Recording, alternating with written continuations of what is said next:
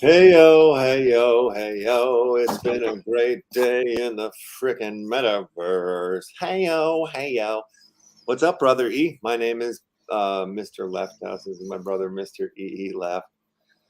I think I might start going by my full name, E. LeftHouse. E. LeftHouse. Okay. After Sasha's little card yesterday, and it's just got a nice ring to it. It also gives a little clarification between the original himself, LeftHouse, and his brother, E. LeftHouse. Well, I mean, it gets confusing too on mine just because it's like everybody. Well, no, I mean, like, you know, because I'm not really named LeftHouse. I'm named Mr. LeftHouse to you. Mr. LeftHouse. Well, you know, LeftHouse is the name of the company. It's the name of the collection. I'm Mr. LeftHouse. I'm not Maybe sure. What should I be? Uncle LeftHouse? Uncle E. Left? Mrs. LeftHouse. No. Who wears the pants in Uncle this E. studio? LeftHouse for your ass. Yeah. How are we, Action Family? I see Stone in the place to be. I see the Urban Freaks here and asking, have we grabbed the Neo Punk Chico? No, not yet. I need to get Neo Punk Chico. What does that mean? Where's that? Chico Roccos. Oh, shite! Really? That's going on right now. There's apparently a Neo Punk Chico dropping today, so I'm heading over here now. Oh yeah. What did you get, Urban Freaks? Did you get it? What rarity? What's the name of what's the website again for that? It's expo.chik, and then it hopefully PO? Yeah. Oh yeah, Expo Chico Roco.art. Exactumundo. Expo Chico Roco.art. Let me pull to the screen. See what I got here. Neo Punk. I was just on the Neon Space stream right now, just a minute ago, with Uncle Rico and Uncle Mars Utah. We were talking metaphors, talking alien worlds. Well, galaxy jumpers, which leads you into alien worlds. You know, it's a alien worlds story. Yes, indeed. How was that? Good time over there? Look at that one. I like this one. Let's see him. Pull him up to the screen. Oh, is it not? I thought I did. Whoops. What'd you get?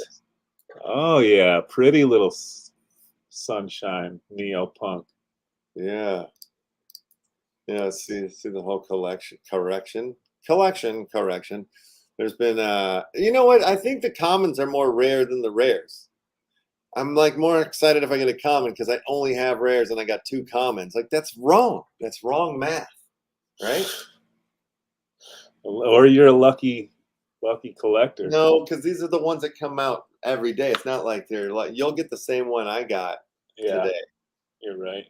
The Neo Chico, I believe. Maybe I'm wrong. So tell me. No, I think that is how it works because we're all getting the same. Yeah.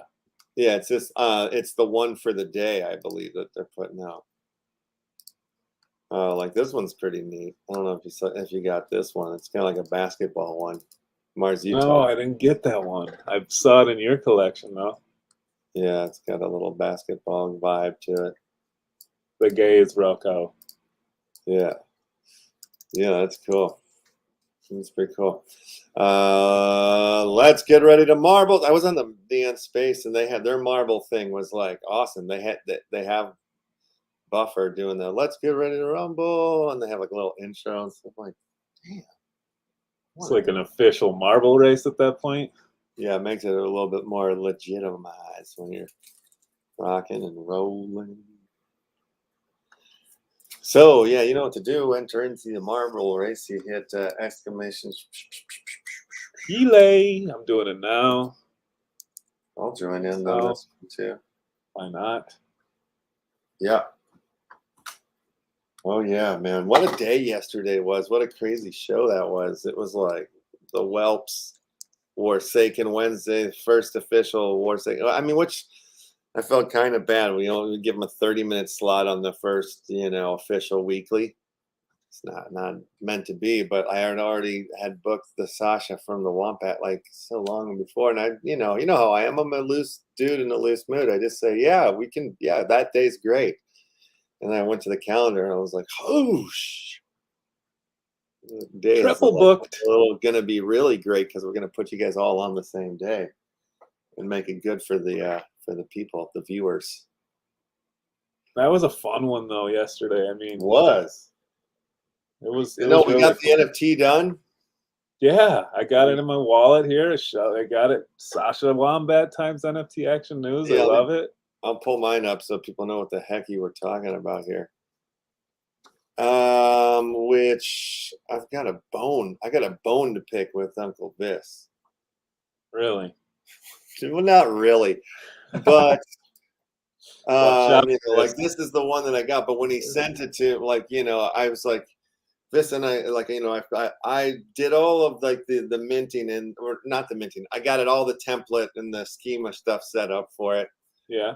And then it was like, can you do a bulk mint or whatever? And this was like, yes, I'll sort that out. And then when he sent this one to me, he's like, you got mint 1. And I was like, awesome. And then when I looked in the thing, I was like, well, it hasn't calculated yet. How does he know it's mint 1? When I look at it, it's mint 63. And guess who's right after you? Who? Mint 64 holder right here. You? Hi. Hi. Yeah. Very cool. Yeah, Sasha got mint 84. Who got number 1? I want to know. So only 85 total. Oh no, max 90. So there's 5 that haven't been printed just in case, something comes up or whatever we needed. But this has already been entered into the Wombat system. So when we get to the mid-season updates there for season 3, this one will go in, and with a max of 90, who knows what the staking value could be on something like that, huh? Seriously.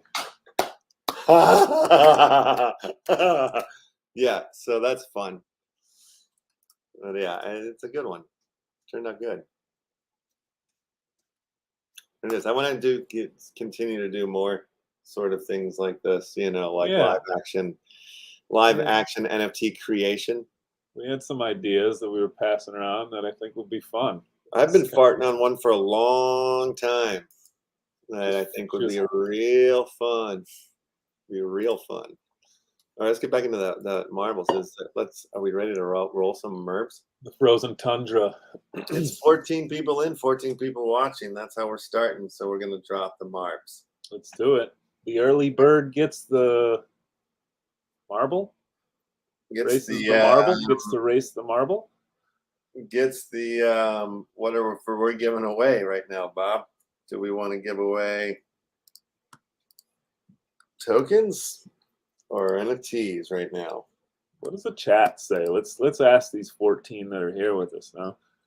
Drop it in the chat. What are we going for? Some tokens, or some wax NFTs? And you can play your game first if you're boosting and doing your thing in your marble race, and then answer. It's just good to. We'll do a let's do a package of the DigiJewels. So I know I have some of those in the wallet. I've just uploaded all of the DigiJewel tracks onto Audius. And lovely. have them up there with their artwork and everything. And right now it's a private link, so I'm considering, does it remain private and only be a link that the holders then can access? Yeah, that's pretty interesting. I like that style. And that's an easy way that's a player. And the Audius has its own player. It's in a playlist. It's all the information's there. So maybe that's the way. Try it out. This is the way. Yeah, I like that idea. That's a good deal. I was halfway there. So where was I going to say? Yes. Oh, so we have a guest coming in today. Do we have a guest coming in at the top of the hour? We should. Yeah, I've reached out. Now, we were just chatting this morning. Okay. Sasha is in Japan, so I'm not sure if he asked how long until we're going on. I told him it was 5 hours from then, you know, and he said, great, Rob Ness will be joining too. Is that okay? Of course, Rob Ness can join. That's amazing. And then I've sent him a couple messages and haven't heard back, so we'll see. Maybe they'll show up. Hopefully they do. If not, then it's all right. There's plenty of things I've got on the bucket. Oh my God! And we have a winner.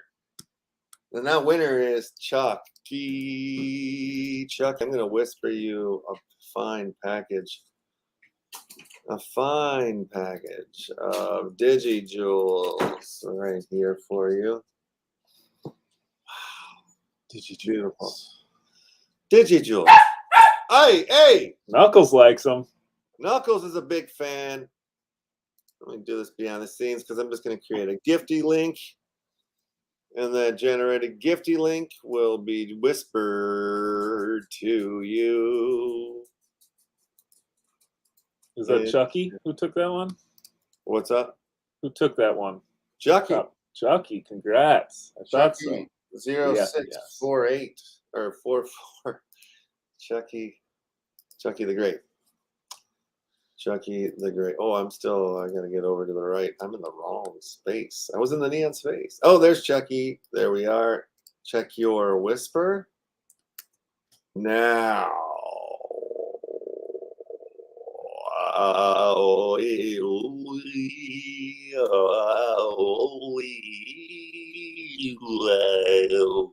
Have you been working on your throat singing?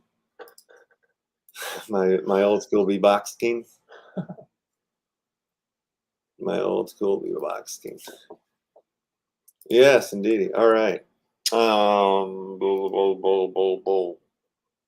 Yeah, that was fun. Let me get another marbles races ready to go here, just so we're not afraid of them.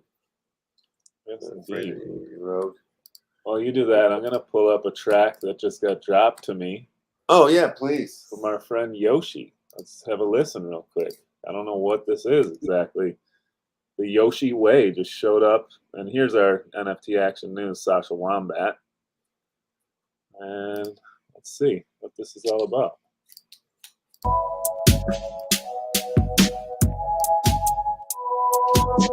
The Yoshi Way. Maybe he knows we've been freestyling a lot on the show, so he decided to send us a beat so that we could roll. Yeah, thank you, Yoshi. Oh, piano comes in hot. Very nice.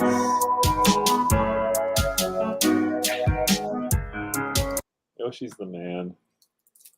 Fun little track. What does it say down here in the description? Yoshi Way, Summer 22. Track Orangina. Maybe he's drinking Orangina when he made this. By Yoshi. Happy birthday, Yoshi. That's what it is. I think it's his birthday today or tomorrow. And they had a little contest running. Remember? Yeah, there's like, if you do some Yoshi themed artwork and you put some music to it, there's a little contest that they have running for some wax prizes, I believe. And cool little deal. Happy birthday to the Yoshi man. Or early birthday if it's tomorrow. Yeah.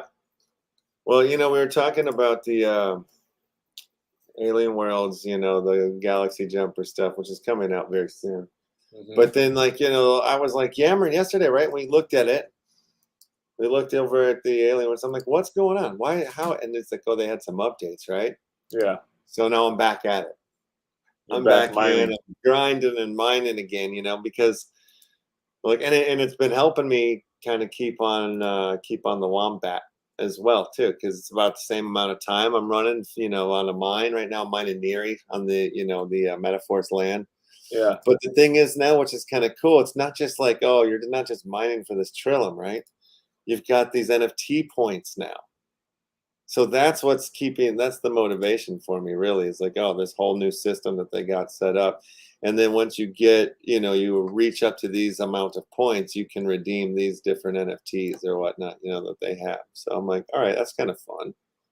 And then it helps me kind of just like mindlessly not look at the Trillium bounce. I'm like, God, I haven't even made a full coin yet. Now I'm like, damn, I made 25 points and I've almost made a full token. That's badass. Yeah. I don't know, it just helps. A little more incentive. Get you And there. then also too that this game came out. The mining network one, the one that we were like looking at here. I mean, why is it being a Cherokee? Oh, so I'm in the middle of a transaction. That's why. Hold on a second. You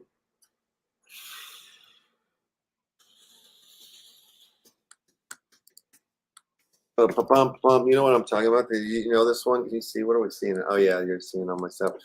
All right, so this one here. Oh this yeah. here.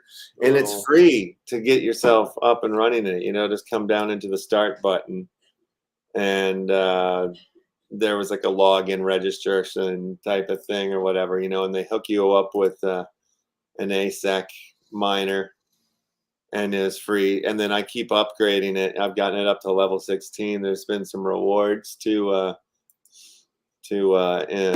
get, so I've been getting some rewards a little bit. Claiming those rewards. Yeah, I'm like, I don't know if it's free and it's like just brand new, and I'll try anything. I'll try it out. So yeah, so you know, takes a second to level up. A couple, I think each time maybe it gets a little harder, faster, but you know, you can kind of look at your exchange. They have no packs yet. Buy packs. There's nothing to buy yet, I don't think. The miners, the miners. Your console, which you know, you push in like help here. It gives you all the different commands that you can punch in, as well as they got a little readme about your little sweetest teenager YOLO dreamed of becoming rich. The world of cryptocurrency seemed very profitable to him, so he began to explore this area without rest and food. Using marijuana, YOLO discovered all about mining. He first mined well-known cryptocurrencies using an old redesigned modem, but later, after learning all about blockchain and tokenomics, he managed to create his cryptocurrency, which he called what? The new cryptocurrency became popular. Its value grew every day. YOLO mined this crypto in large quantities, but the price did not fall, but only increased. So yesterday's teenager turned into a multi-billionaire. But other problems began. The hackers decided to use imperfect code and take over his entire cryptocurrency. So he had to use all his resources to protect his permissions. Whoa, that's a crazy readme, dude, about this project. This is a new and unique model in the gaming sector, which will radically change the game fee sector. It is completely different tokenomics in a game built from scratch.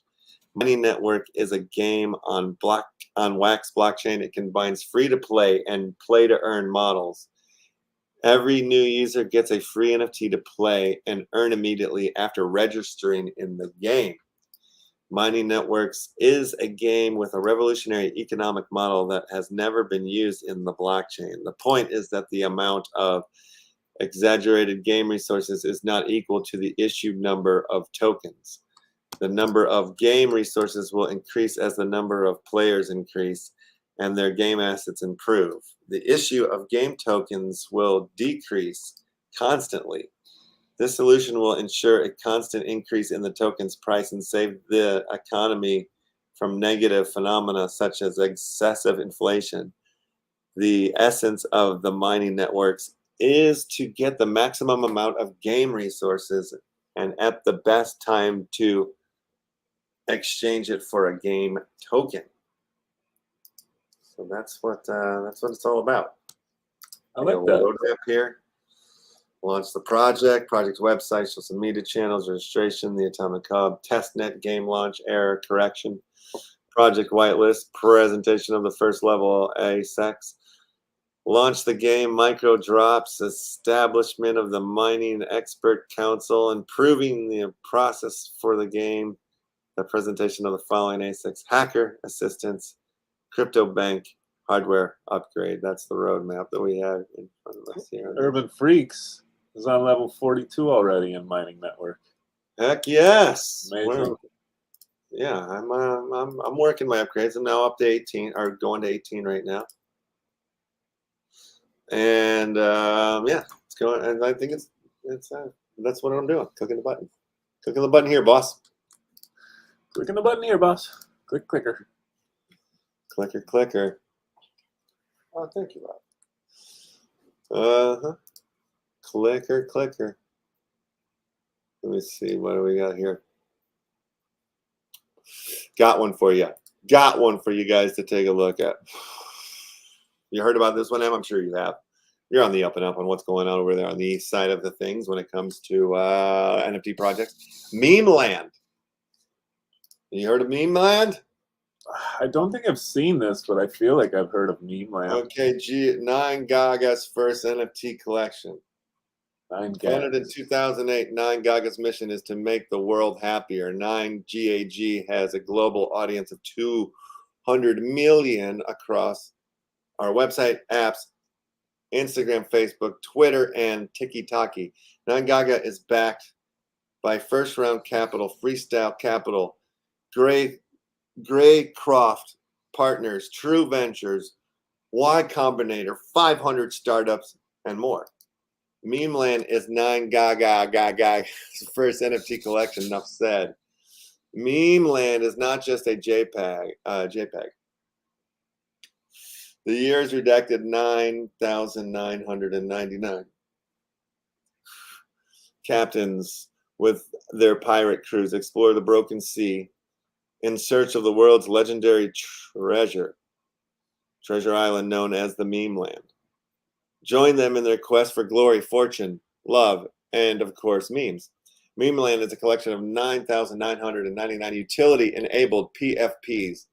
Each Meme Land PFP, aka Captain, unlocks private club membership, exclusive access to creator NFT marketplace, in real life events, upcoming 9GAG drops and projects, and more.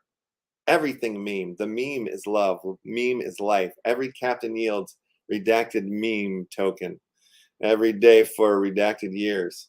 Meme sits at the core of everything in the Meme Land metaverse. You can earn meme through passively holding and staking or actively playing and creating content. Meme is a token made to support the creator economy. Meme is also serves as Meme Land's government token. Ahoy. Roadmap. Let's just skip that shit for a second. Look at the partners on this list. I mean, you got 9GAG, the obvious artist, duh. But like your Gary V's on here, your Gutter Gang Cats, your Cyber Kongs. I mean, it's like, you know, it's like a bunch of like big dog people coming in hot into this collection together. Like the whole NFT NYC speakers list is on this collection. Basically. And they all teamed up here. Terraform's Labs. You know, I mean, it's like everything. It's every collection coming together as one on the Ethereum side. That's what it seems like. Yeah, it's a lot of them for sure. Meme Land. Isn't there already a meme token? Like, maybe so. Doesn't Marble Cards have a meme token or something? I thought. I think so. I think these guys need to do their research. How soon after Mint will we be able to earn the meme? We'll be announcing more details about meme before Mint. Okay. Yeah, they have a Discord. They have. This hasn't launched yet. This is, you know, one to keep your eye on. You know, I mean, this one could be like the next board ape. I don't know. It's just one that's out there, dudes. Dudettes. It's out there. It's out there. That's for damn sure. That's exciting. See them all come together before NFT NYC. Oh, and then this happened while we were sleeping. I mean, actually, I got in on it. But a couple of days ago, it was just like all of a sudden I looked up on, you know, on our planet, they had at the top, it was like make your robots, bitches. And so then I clicked on it. It was like in here. It was like, you know, I have one of each of these robots. So I was able to like, I made 3 of the Bobberts. I made 3 Quasimodos, 3 chats, or maybe 4 of each. I just made as many as I could, and it cost, you know, Ether to do it. So I just like whittled my Ether account basically down to almost nothing. But you know, I'm mining and claiming and getting some back or whatever, and it's building up. And of course, yeah, at this point, isn't the Ether's got to be used in one way or another as well, right? Yeah. Yeah, typically, I mean, for the last couple months, I've just every day been auctioning or buying the RDAO token in this little auction thing that they do. And then I staked it in the metaphor. I mean, you know what, I'm earning wax, making some wax out of the deal. But then I was like, damn it, I should have saved some more to make more robots. But you know, I'm happy with my little robot army at this point in my life. Yeah. But you know, it's exciting because it makes me think like, you know, there's something new. I mean, like if they're doing that, we're gearing up, building our armies. It's got to be, we're getting on the board soon, which I think the board's going to be on the phone. On the phone, like an app, phone app. All right. Yeah, I mean, I've seen some evidence of this. There's video of this somewhere. The Neon Space Boys were showing some stuff. I wonder if they. Let's see. Do they have? Let's go to their Twitter. Maybe from their Twitter they posted some video about it. No, I seen it. I seen it. Let's see.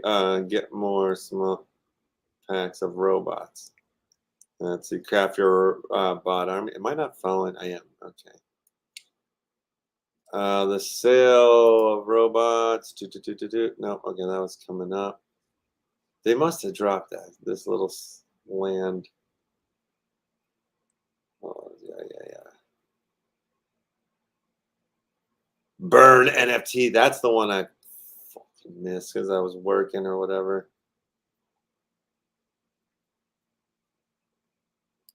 Well. Where is this gameplay video?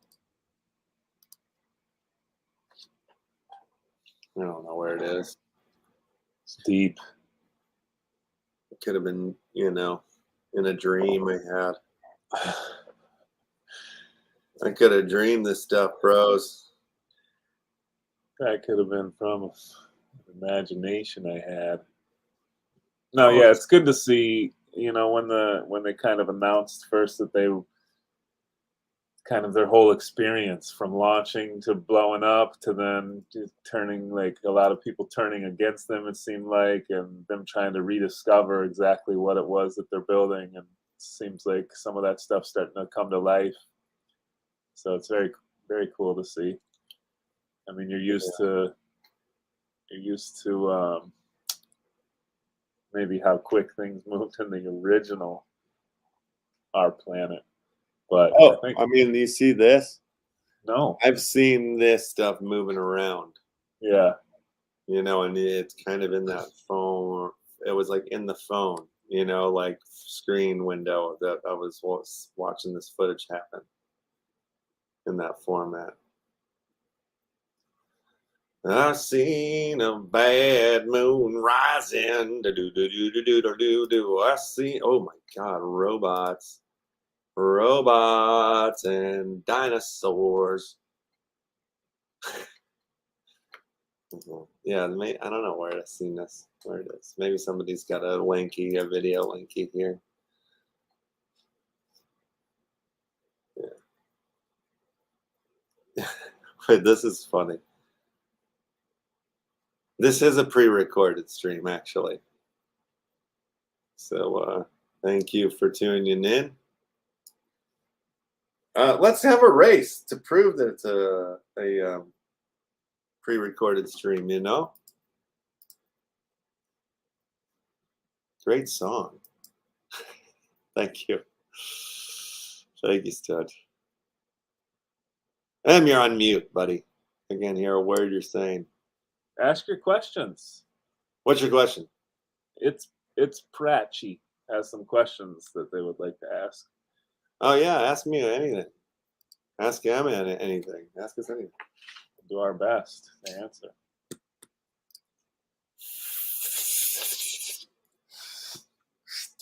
Get your iPlays in over on Twitch or Maru into the marble race. That's right. Let's get some marble race music going just to prep it. Oh yeah. You know, right about now, we like to feed those ducks. Yeah, I'm gonna enter into this race too. I like to race. We're a winner yesterday.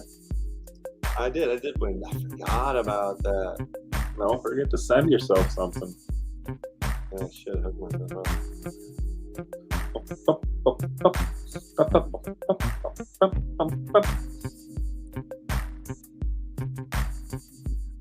Boom, boom, boom. Is it ready? Are we ready? Are we ready to race? We got 27 people want to race them marbles. Yes. Someone put your iPlay in the chat. You can race a marble, come on back. This one's open to everyone now. Locked up. Okay, I'm gonna drop those marbles. There's 28 racers. There's 31 watching. Drop those marbles and we'll let them roll. In 10 seconds, they will let those marbles go. and we drop them. Drop them marbles. Go down the Plinko machine. Drop them marbles. You know what I mean. This is a fun one. I don't know if I've seen this track before. I keep trying to pick new ones. Oh, this is like a battleship. You gotta land on the... What is this? This one's called Taking Flight. Taking flight and ride. Taking your flight. You gotta feed your ducks day and night. Don't forget about it. Rolling through the clouds. Yes. Oh, I got a fun one. I want to pull up to the screen. Do you know what I mean? There's a really fun project and it's making me mean. Anyone there for a conversation? When any one of you will be free for a conversation? Yes, let's talk about it. Let's talk about it now. Yeah. Let's get on to it. You want to come on the show and chat? You want to come on, or you want to do this through chat? What are we doing here? All about? We got a winner? No doubt. No, we don't. Not yet. Urban Freaks is rolling hard though. Through the city. Princess Paradox, Left House. Let's talk on Discord about burning MTG cards to make NFTs. Okay. Let's talk about on the Discord. Whoa. All right. Let's do it. I'm down. Thank you for letting me asking. No problem. Yeah.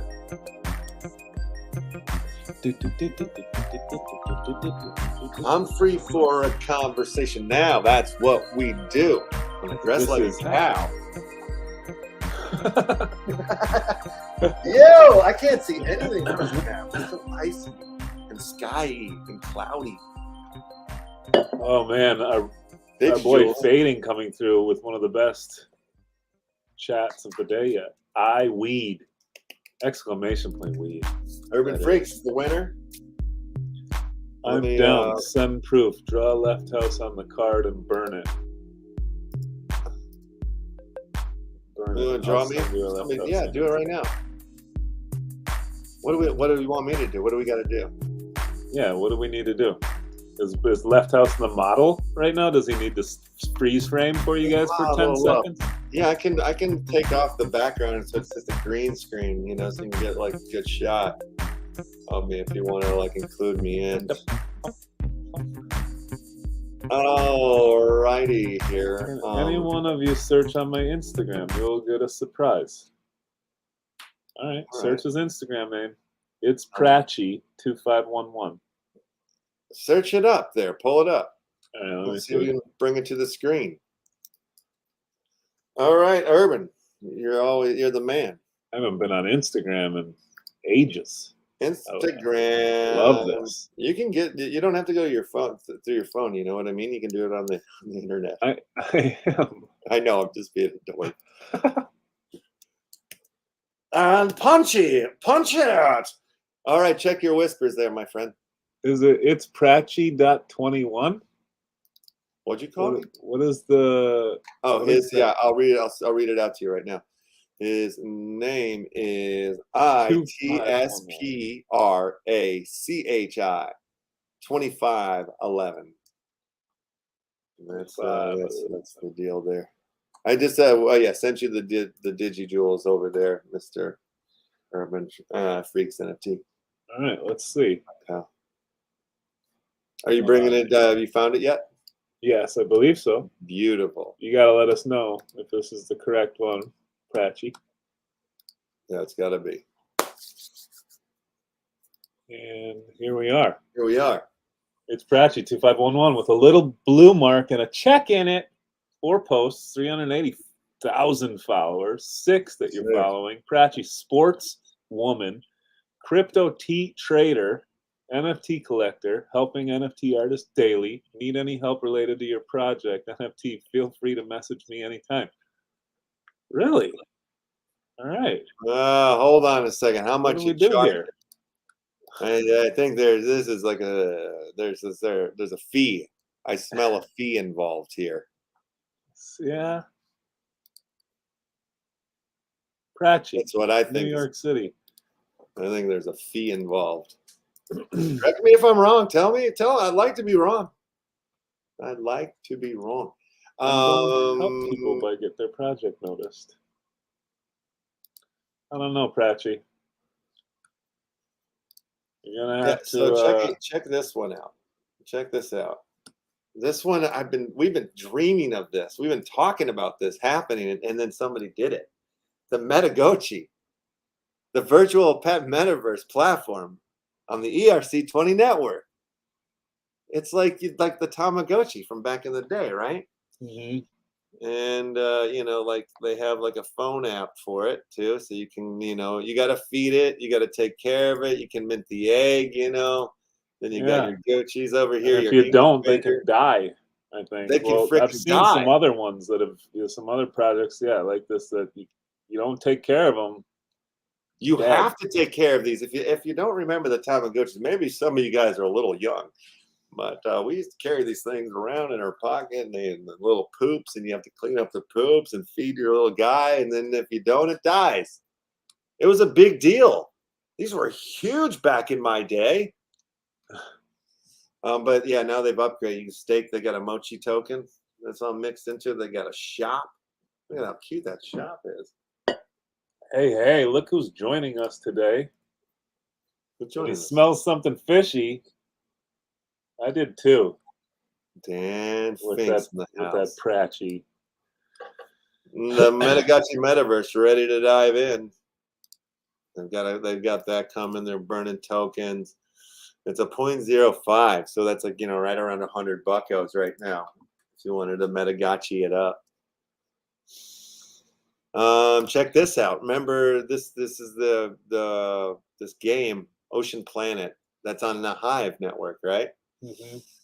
And we were trying to get me into some game or whatever. I have everything you need to play this game. I had every card, not every card, just like the basic something already, not or whatnot to get going, So I started realizing like, oh, I can mine in this game and stuff like that.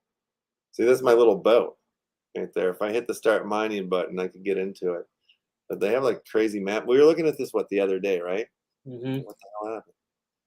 Oh, I got to get in. But yeah, you were having trouble getting into it. Yeah. Now you got in? Yeah.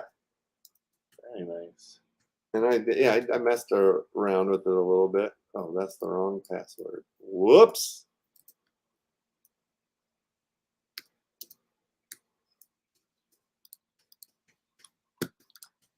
The Hive blockchain. So are you gonna mess with it, you think? Is it something that intrigues you, or are you gonna I don't know, not too much. I'm not sure. I just kind of got in on it. I just wanted to show you a little bit about what I said. Wait, requirements. I have that pass. Jesus Christ. All of these sign-ins and, you know, but like the arts, because there's some fun art in here. All right, I'm traveling from one area to another. To Glory Water. I could give them a shrimp and skip it. Why not? Well, from the market to Glory Water? To the Glory Water. Yeah, look at their little, look at the place.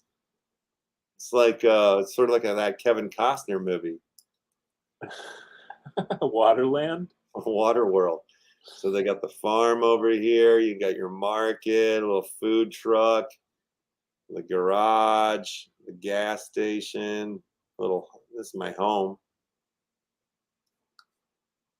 This is pretty fun. Yeah, laboratory. Let's see what's going on there. So this guy, you know, I guess I can give him, like, you know, some of the things I've been mining, like a rubber tire. And then he can put some things together for you. Yeah, but I don't, you know, he doesn't seem to Not very talkative. want any of it, you know. So I'm like, I don't know what to do with that stuff. So I go to the market, see, can I sell some of this stuff? Look at this. Look at this guy selling stuff out of his coat. I can sell all this stuff to him. Okay. Do you really want to sell all your loot? Yeah, I do. You cannot trade without a citizenship. Ah, Jesus. That's true. Racist much? You gotta earn your status around there. Yeah, so I guess I don't have all the cards somebody needs. No mail. Passports. I got a couple documents. No citizenship though, not yet. You gotta earn that. I ain't got no equipment. Yeah, no, but I can do a little bit of mining. So I guess I could keep going and grinding, you know, like see what the deal is. Just slowly in the background. You know, it's like wax and hive, right? So that's kind of interesting. I wonder how many people are playing this one. We could probably see on the D app. On the DAP radar. Yeah, let's see. That's how we found it, right? I found it a long time ago randomly and then forgot about it. That's how I ended up having some token or some curds from it. Curds and whey. 1-inch airdrop. Sign up now. Let's go to the ranking. Another one. Huh? Another 1-inch airdrop. Huh? Yeah, another one. That's coming around. Well, that's like, you know, a DAP radar thing. So it's not necessarily like a full blown. It's basically like a RAFA contest. You're trying to get in on it, and hopefully you hope for the best. Yeah. They run them weekly over here. I've never gotten anything out of one of those DAP radars before, to be quite honest. Airdrops. Have you? No. See? A lot of people get into them. Yeah, I guess there's a lot of people. Okay, where's Ocean Planet? Ocean Planet. Users, 23. So there's only 23 people playing that game. Why is the NFT scammer DMing Princess Paradox? Prince Paradox. I don't know if we can block. Yeah, hell yeah, we can block that fool. Let me see. I don't know if I'll block his ass right now. We got to keep our family members safe. That was some bum dungeon. Or I think Vis can block him out right now if he hasn't already. Okay. He's got access into the Twitch. Block that fool! Sorry, I don't know why I'm getting so excited. I don't even see him in the chat anymore. Vis must have got him. Get him, Vis. Get him. Did you get him? Tell him to fuck off, says Stoned. Yeah, I agree. It's not a bad idea either. Leave the family alone. All right, here's where I block you. Or ban. I'm going to ban them. Ban them. They're out of here. Banned. They're the first one who's been banned from this show, I'll have you know. They can't hear me. Oh, maybe they can. Timed them out, but ban hammer coming down. That's right. Who else wants to get banned right now, huh? Yeah, raise up. The Diaz brothers of the metaverse are in town. Who else wants banning? Bitch motherfuckers. I banned them already, Vince. I didn't think so. Coming on like everybody's that. quiet with the now, weasel commercial. Get effed. Sorry. That's not good. We do get a little excited when there's confrontation in the chat. Yeah, that's true. Yeah, well done, Vis. Good work. Good work, brother. Taking care of the family. Cleaning up this space. That was gross. That was just gross. That's what I think. I'm getting a hey dude on my way from SASCHA. And there he is, showing up here in the chat. So bring him on into the fold. Yeah. What time is Upland showing up? Yes. Beautiful. Oh, there we are. Hello, SASCHA. How are we? Hey. Sorry about that. How are you guys? Good. How Great. are you? Yeah, good. Sorry, it's running a little late. No problem. Oh, good. No problem at all. We were just meandering around looking at different random things and banning folks. Oh right. How come you were banning people? What are you Just having just one. You're having a banathon? Yeah. Trying to turn it into one. It's the reverse of a subathon. You want to try and get rid of everyone instead. Yeah, it's more fun. It was funner when there was nobody here. Just a couple people. Yeah. There was no one to call you out on anything. It was much better. Yeah. Oh, you're being raided. Are you guys? So do you dual switch stream now between YouTube and Twitch? Yeah, it's much more interactive on the Twitch side. It seems like it can kind of do more things. Yeah. No, I agree.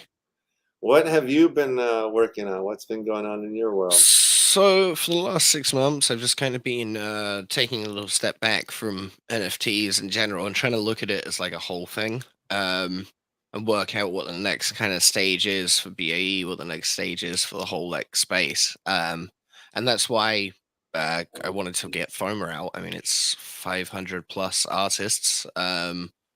Should be coming out in the next, some point today or tomorrow. Hey, there he is. Hey, what's happening? Yo. And yeah, it's got a collaboration piece between Robness and Gary, which is going on FOMA Mint drop. Which I don't think you've ever collaborated with Gary before, have you, Rob? One time before, but it was with Max at the same time, so it was like a tri piece basically. But yeah, as far as just us two, this is kind of the first actually. Yeah, and so yeah, it's awesome to have Rob here because he can carry it because my brain's half on, half off. But yeah, like the rest of the crypto space. Yeah, exactly. Yeah, hey, exactly. Max. At least I match. Wait, is your dog called Max? Is there some sort of Freudian thing going on there? Sorry about the dog. Oh, good. Oh, good. So yeah, it's 500 pages plus. It's always awesome, FOMA.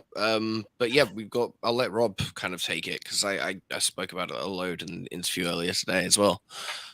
Yeah, just like the overall process of like how we put it together and everything, or just. Wait, what's the name of the project right now? What are we? Yeah. Is there anything I can pull up on the screen? I sent you a link in Discord, brother. It's FOMA Mag. It's that one, right? Yeah. FOMAmag.com, and those are our previous issues. And that's like what we have previously. At first we just wanted to make the mag as like a reactionary thing to like, the PFP communities and stuff, and just the overall narrative that was going on, and just kind of like the fact that it was domineering everything. I don't know. I just had a crazy idea to maybe do a whole 500 artist issue. And it 6 months later. And luckily SASCHA was like cool with it, and Gary was cool with it.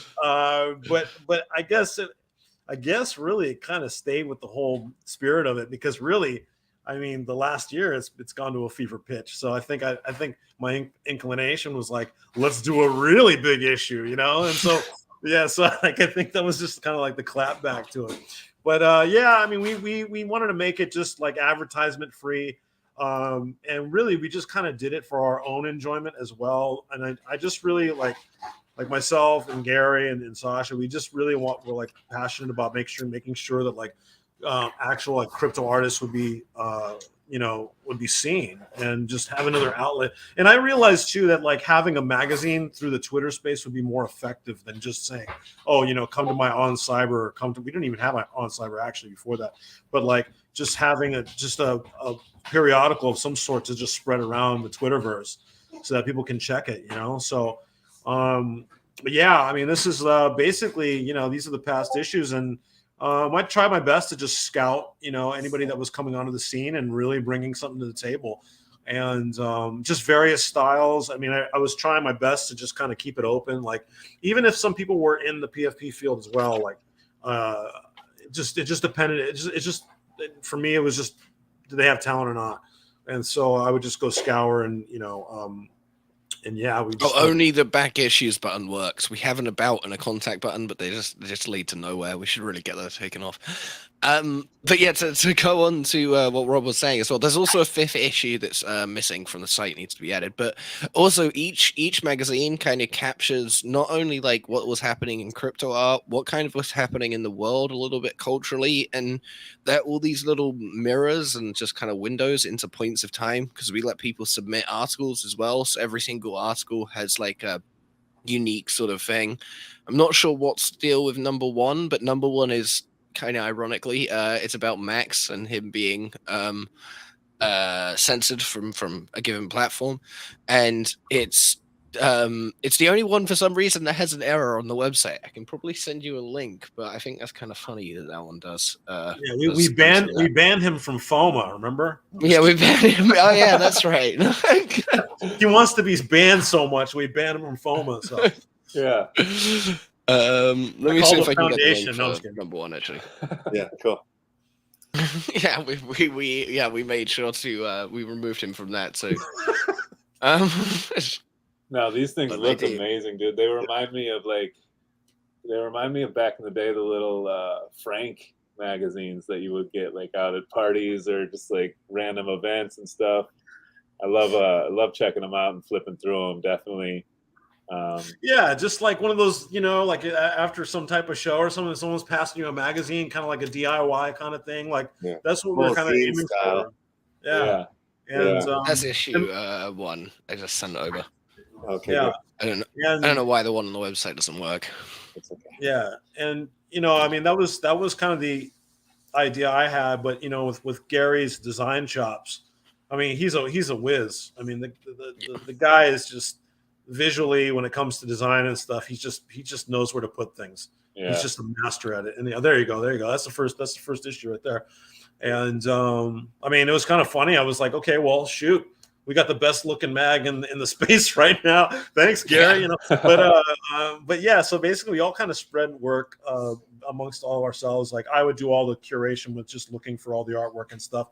I'd do all the legwork and go find everything I thought was really that should be seen, and then pass it off to Gary. Gary would handle putting it together, and then Sasha would handle all the basically like the I'm the middle management. That's what I do. You handle the people. You handle the people. Yeah. So I do the gathering of the articles and stuff. Yeah. Right, articles and all that, and so we kind of just delegated the work like that, and we just really didn't kind of make it too serious. We just, whenever we felt like releasing it, we would do it. And so, we were thinking, oh, we should do it every 2 months. And it was like, no, like we all have like various things going on. And whenever we wanted to like congeal and put it together, then we put it together. So, yeah. But it came out, I'm proud of the issues that we made, A lot of people go back now and they kind of look at it and they're like, oh man, you should be making more of these. And I'm like, well, we might get around to it.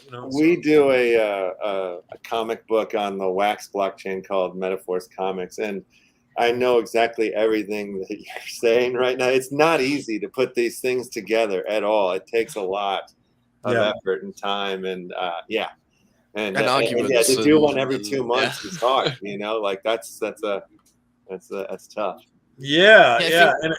Go ahead, Sasha. Sorry, my bad. Oh yeah, we thought when it was gonna be a 500-page issue, for some reason we were like, oh yeah, that won't be that hard. Like it's easy. We've done like 270 pages before, and it's just like this is pages. yeah, I know this is a nightmare. Like doing double page spreads. A lot of, you'll notice in the next issue, a lot of double page spreads became single page because it was like this is too difficult to try and like line up the images across 2 different pages. Yeah.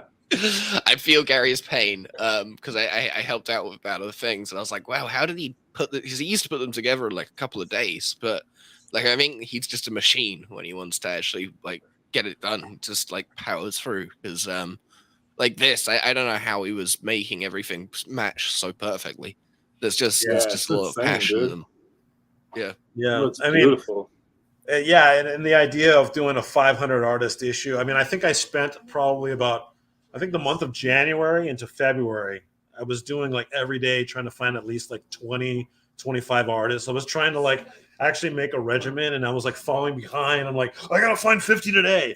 I gotta find 100 more. I think I might have submitted it one of those. I saw you in a frenzy, like going after it. Yeah. Yeah, sure. And then it got to the point where it was like, I thought I was going to be able to find as many artists and be like, I'm like, the crypto space is fucking huge now. This is going to be so easy. And then it got to the point where I was like, at artists like 300, and like I got into like an open valley. I'm like, where do I go now? You know? And then I started like going deep into Foundation, like deep into Hick and Nunk, and like trying to really find stuff. And it started getting actually kind of difficult to the last 200.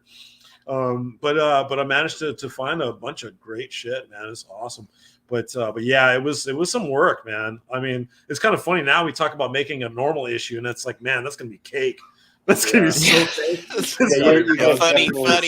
Funny pages. Forget about it. Yeah. So that's definitely the way to go. You know, to reel back on the pages. But yeah, that's awesome. Yeah.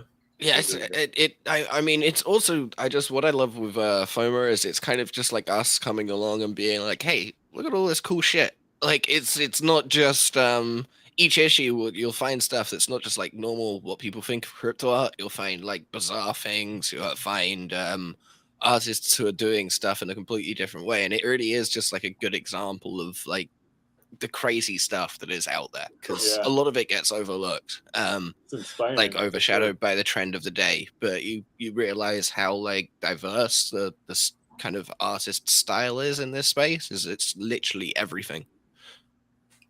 Yeah, the little articles and everything too, like the origin of Keck and all. It's dope to look into those little windows of time and kind of, because a lot of people come into the space and really can get lost easily, you know. So to have this to look on and go back on and is pretty rad, I think.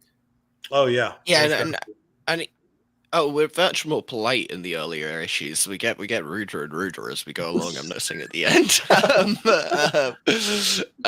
Bear market, we're just like ruder and ruder and ruder. We do also we do also usually have in each issue, so we don't get paid slots or anything, but we kind of promote a NFT project in each issue as well. So something that's we think is cool, it's never like too shilly. It's just like, hey, this is a cool idea. So that kind of to break things up, we kind of put that usually in each one as well. No, I was wondering if we catch any video or anything. Yeah. Very cool.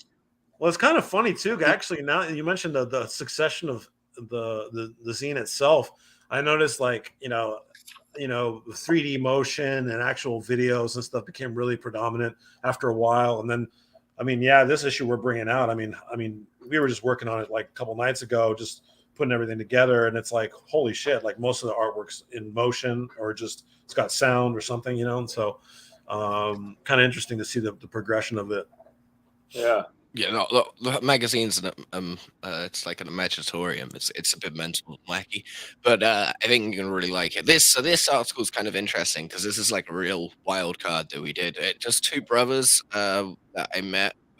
They run like a kind of cover band, but they did like an American tour in 2000s and went and saw like all the old jazz places and kind of what America was, and they just took all these cool pictures and wrote this thing. And we're like, yeah, that's a cool article. We'll put that in. Dude, that's $1.25.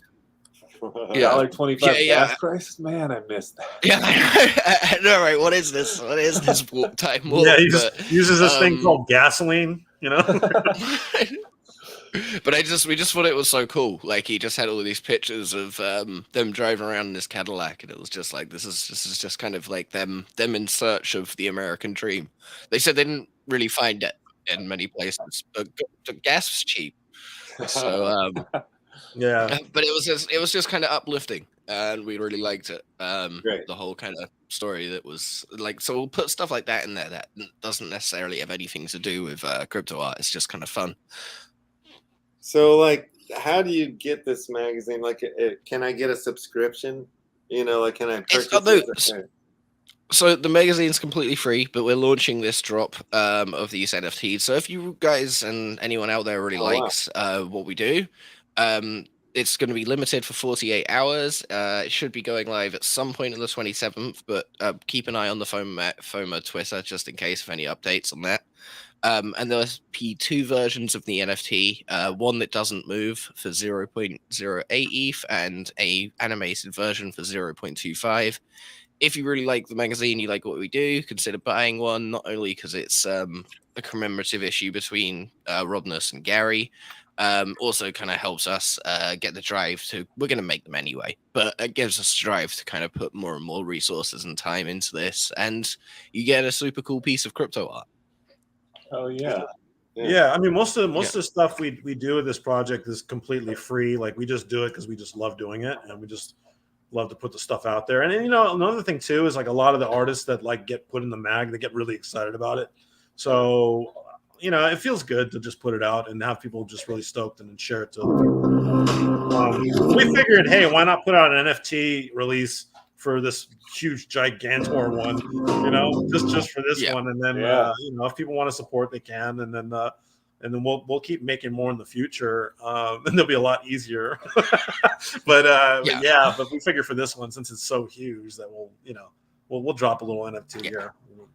Yeah. And it's like, you know, it's more about if either way the magazine will continue to be made and continue to be free because we love making it. But we thought, like Rob said, commemorate the issue and also just put a little bit of our own out there. It would be the first time, I guess, we've ever done a cover that is made by the in-house FOMO team.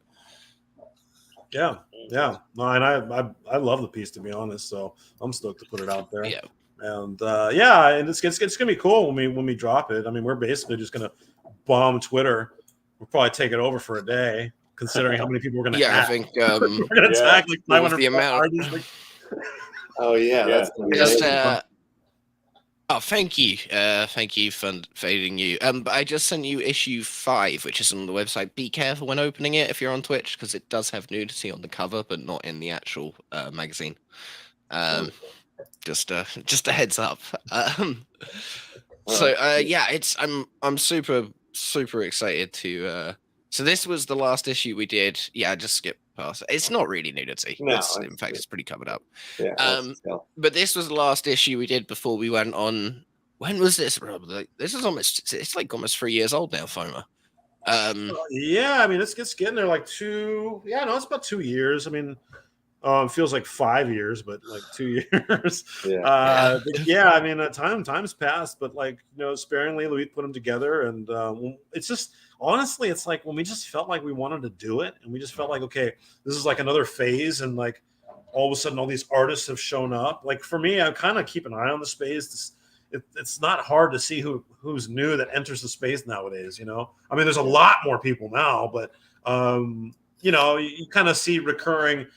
If there's artists that are really pushing it harder than others, it's easier to see them because they're obviously, you know, either posting a lot more or whatever. But I usually keep my eye out, and I'll take notes here and there, like, oh, this is super cool, or I'll follow them for a little bit. So it's kind of weird. Like I kind of keep an eye on the space and kind of curate myself, and just kind of make sure that a lot of these artists that are really doing some cool shit don't get kind of steamrolled by the whole, you know, like Moonbirds thing and all this, like, you know, like how many Cal says moo pictures are you going to have as PFPs? So yeah, basically that's kind of the reason why this thing exists, you know? And the thing for me is like, I'm not a big, like, you know, I understand the PFP culture. I understand like what why it exists, you know. But sometimes it's like it's too much, where it's like it's trying to take over the whole space, and it's like, no, that's not what everything is, you know. So Right. And also this magazine too, like we were talking in the beginning of the creation of it, like we called it like immutable culture, right? So right now, like crypto art predominates like most of it. Well, there right? might But, be you might get some booba on the next 2 pages. yeah. Just a heads up. Magdalene does kind of an animation. No, it's animation. Yeah, dude. I'd skip through it. Yeah, I'd skip through it for. Let's see a little So bit. I think actually, you might be all right. Twitter nowadays Oh has yeah, been you really might. bad. Yeah, Yeah, all right. fine. We're all right. I think we're all right. But That's so I wrote this piece with her, like as a collaboration, and I don't know why I put the quotes of Nicki Minaj in there, but it has a big quote for Nicki Minaj's song in there. It's funny because that's the thing I memorized the most. So you know, Yeah. Yeah. But it was like each one had like a little interview. She did these kind of as you can see, the idea was to get your attention and then put a message out there, which I think was quite interesting as an art style. She's great though. She just done a to divert a little bit. She's actually moved into the P range.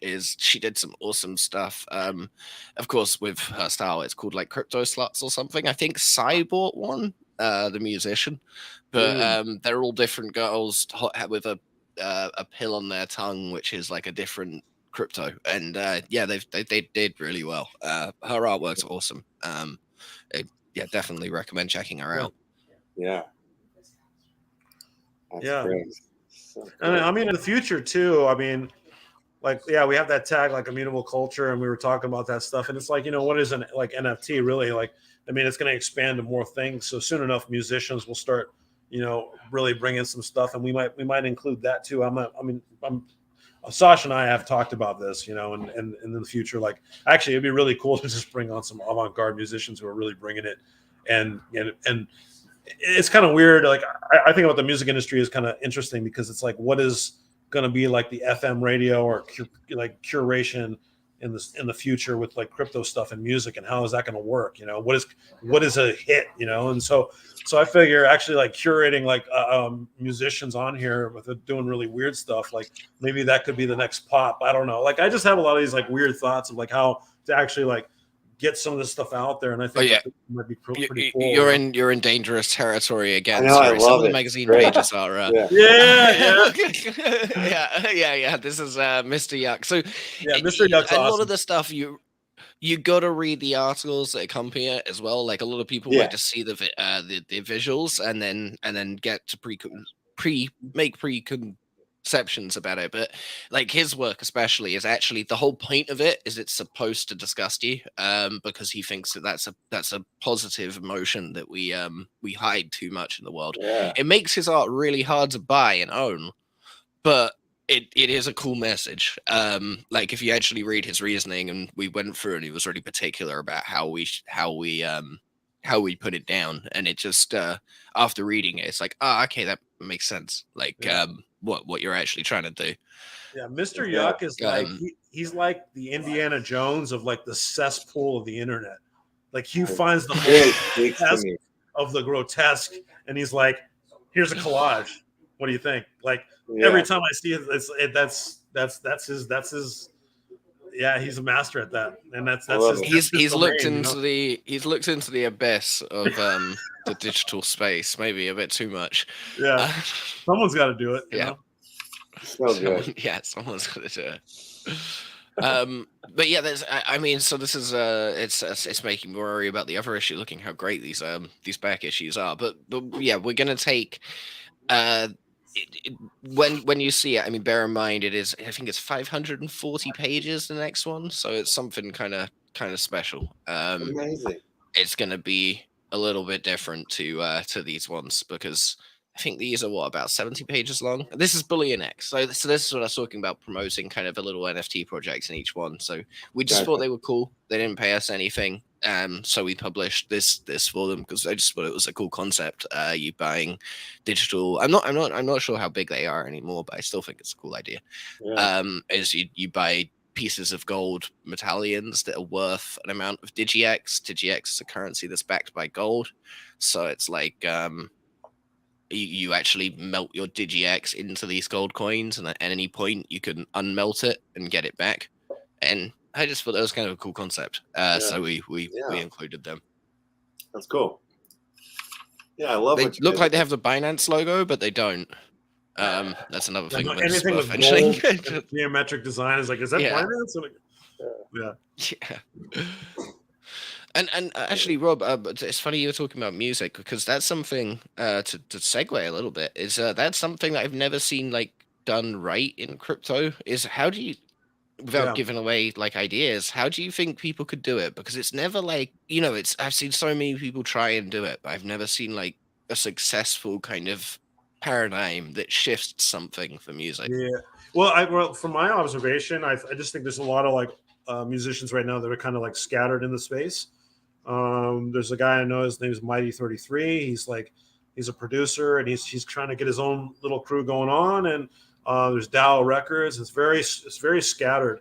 But I think really it's a platform needs to be made that caters, that speaks to crypto. It's like when Super Rare came out and your platform came out and Known Origin came out. It's like that was the formula to be able to. The funny thing for me is, like, you know, I got into the space in 2017, and it was Steemit that like really is where I first started finding community.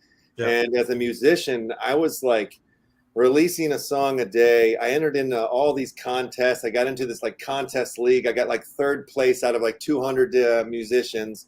Mm-hmm. And by the end of that, I was doing so many radio shows, like crypto music radio shows. And you know, like there's like guys there's a guy in Germany right now who's like producing my, you know, some of my songs right now that I've never met in real life. I just met him through the internet years ago.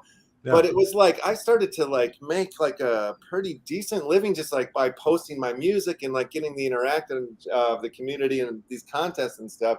Yeah. And that was like really where like community came together for me in this crypto space. You know, like I was able to do something with my music. And since then, like I haven't made that much music lately just because it's like all these other projects, you know.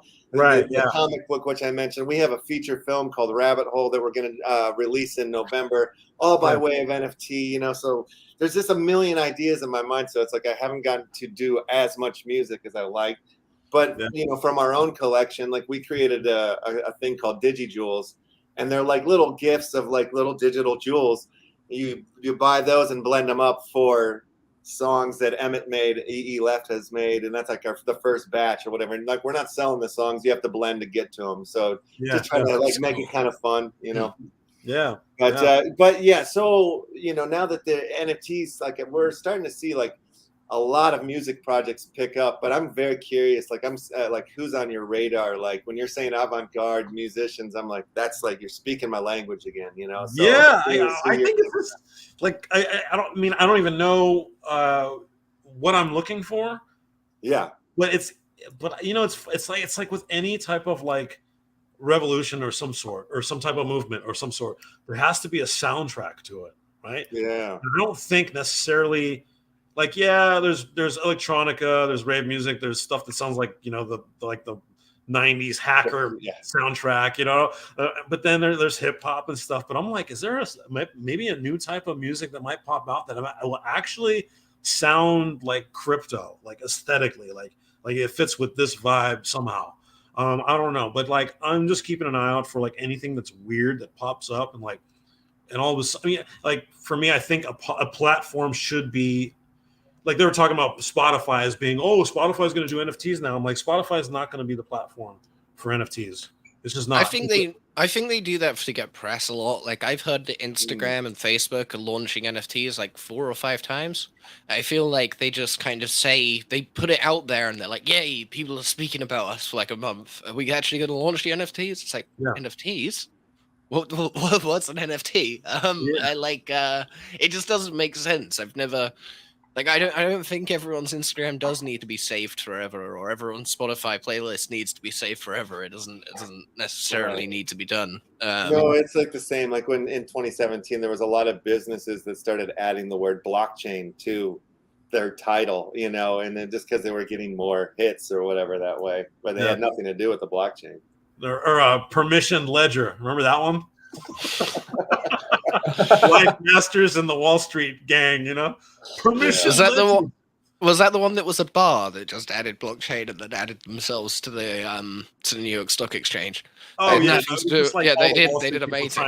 Yeah, they're like, we can control blockchains, but we're gonna give them a cool name. Like, see, and I called my business Blockchain Exchange. What am I doing wrong? I haven't listed on the American NASDAQ. That's why. Yeah. But I think I think a platform needs to be made that's like by the community or by somebody that understands the language of this culture, really. Because I mean, a corporation could come in and try to do it. It's like look at Coinbase. Look at the absolute monstrous failure that Coinbase NFT was when it dropped. Like that was just like, oh, we're big, so we can come in and do it. Like it did not happen. Like everyone just stayed on OpenSea. It was like, your platform kind of looks cool, but nah, we just like using this better. And so there has to be something that comes from somebody that knows like all the innards of this thing and makes a proper like music space for everybody, I think. And then once we see that, it's like, yeah, I think it'd be really kicking, you know? I was on a Spaces this morning. I found earlier on in the week, I found this collection, Music Machines.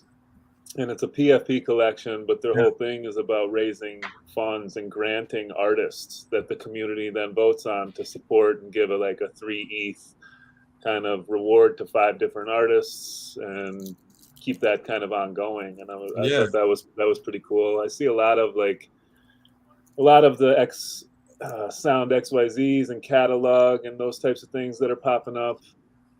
It excites me, and I'm happy to see them. But at the same time, it feels like a lot of them are trying to bring artists that are already established outside of the space in, rather than kind of looking within the space first. Which that's kind of what I'm looking for more so now. I mean, because I'm so immersed in it, I guess. But that's how the crypto artists started. Like, I guess that's another reason why we do this mag, is because like the origins of this thing, we didn't have a choice, really. It was like more like, here's Super Rare and all these platforms.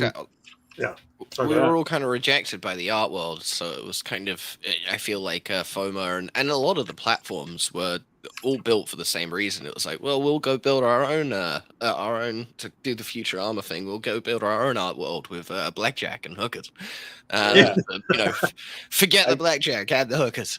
You posted a thread not too long ago, Rob, that kind of went through some of that story of the banning and kind of, it was rad to go back and kind of delve into that, because they're names that I've been hearing since 2017 and kind of come in and but really getting to kind of get a feeling for what was going on. And I was in with I think Bruce the Goose brought me into a Crypto Skulls Spaces that you guys were talking on, and super rad to just hear your experiences. And oh no, thank you. You know, it's funny that thread that I put out too. I mean, I didn't expect it to get that much traction. I mean, that thing just blew wide open. I was thinking there was like 300 retweets or something like that. It's like nuts, man. But like, another part of, I mean, I don't do those threads that much, but sometimes when I see other influencers like do all these threads and literally just kind of violate the space of the Twitter feed, I'm like, you know what? I need to like put something out that's kind of like something that's actually experiential and not predictive.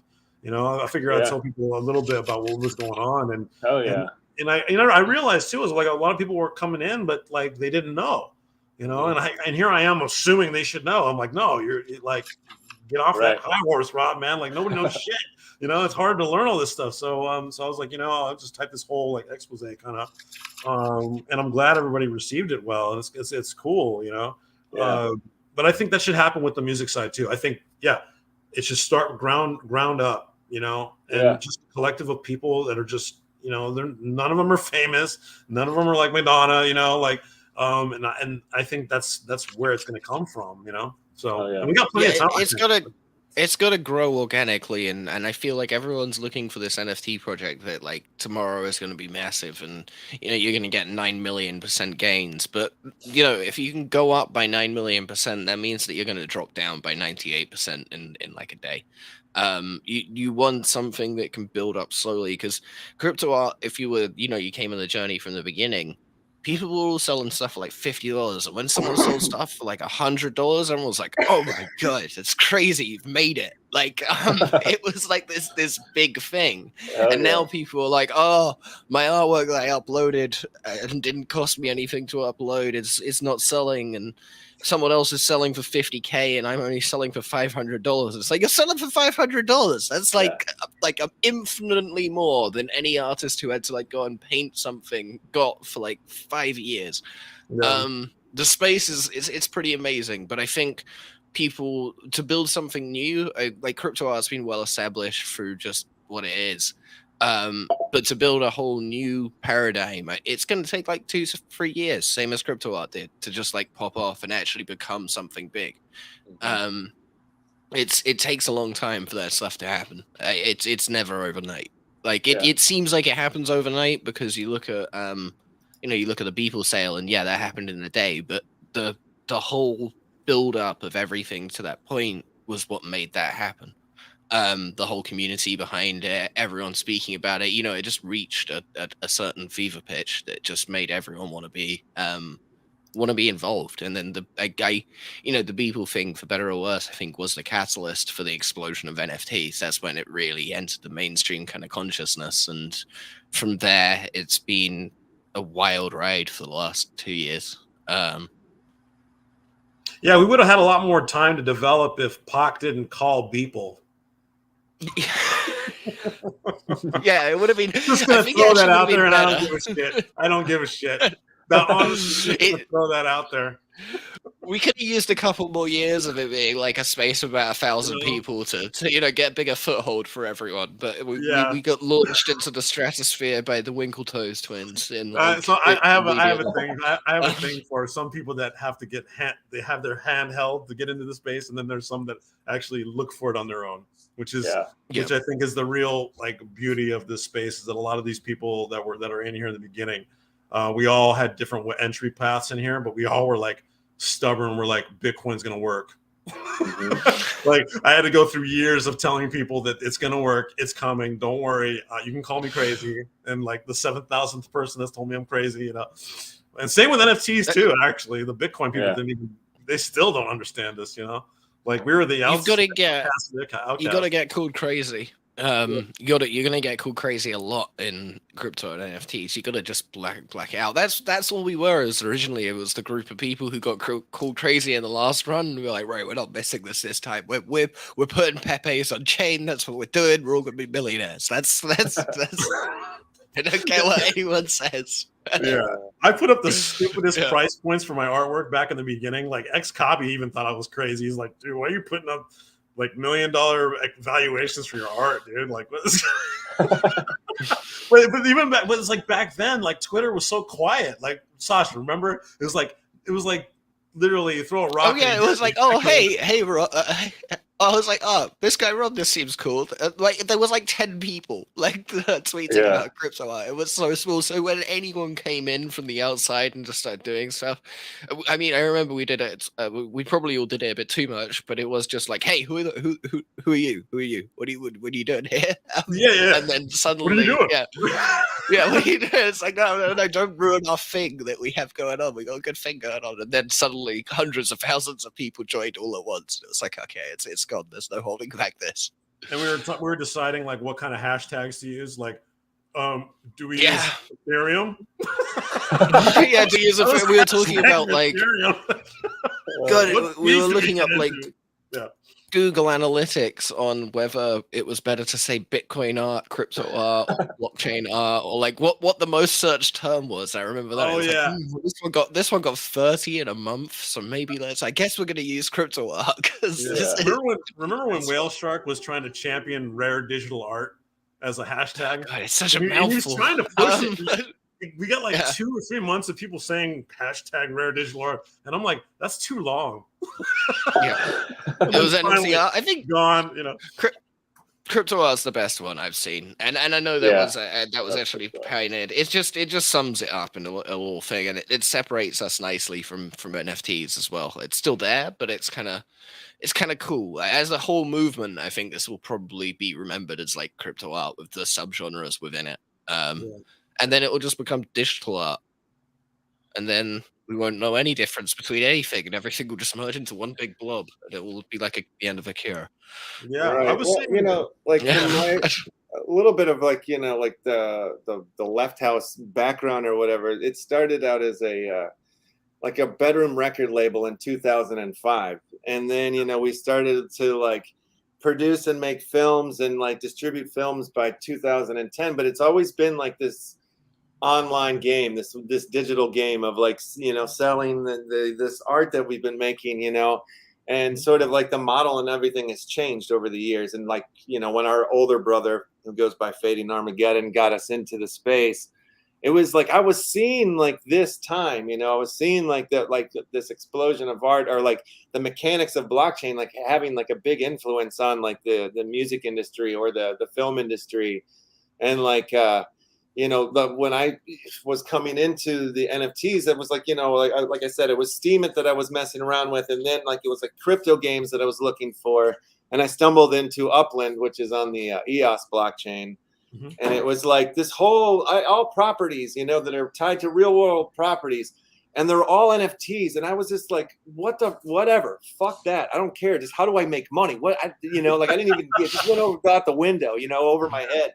Yeah. And then, you know, started playing, started figuring out a little bit about like what these NFTs are. There was like a collection of artists that started making Upland fan art or whatever, and that was the name of the crew. So like I joined that and started making little pieces for that.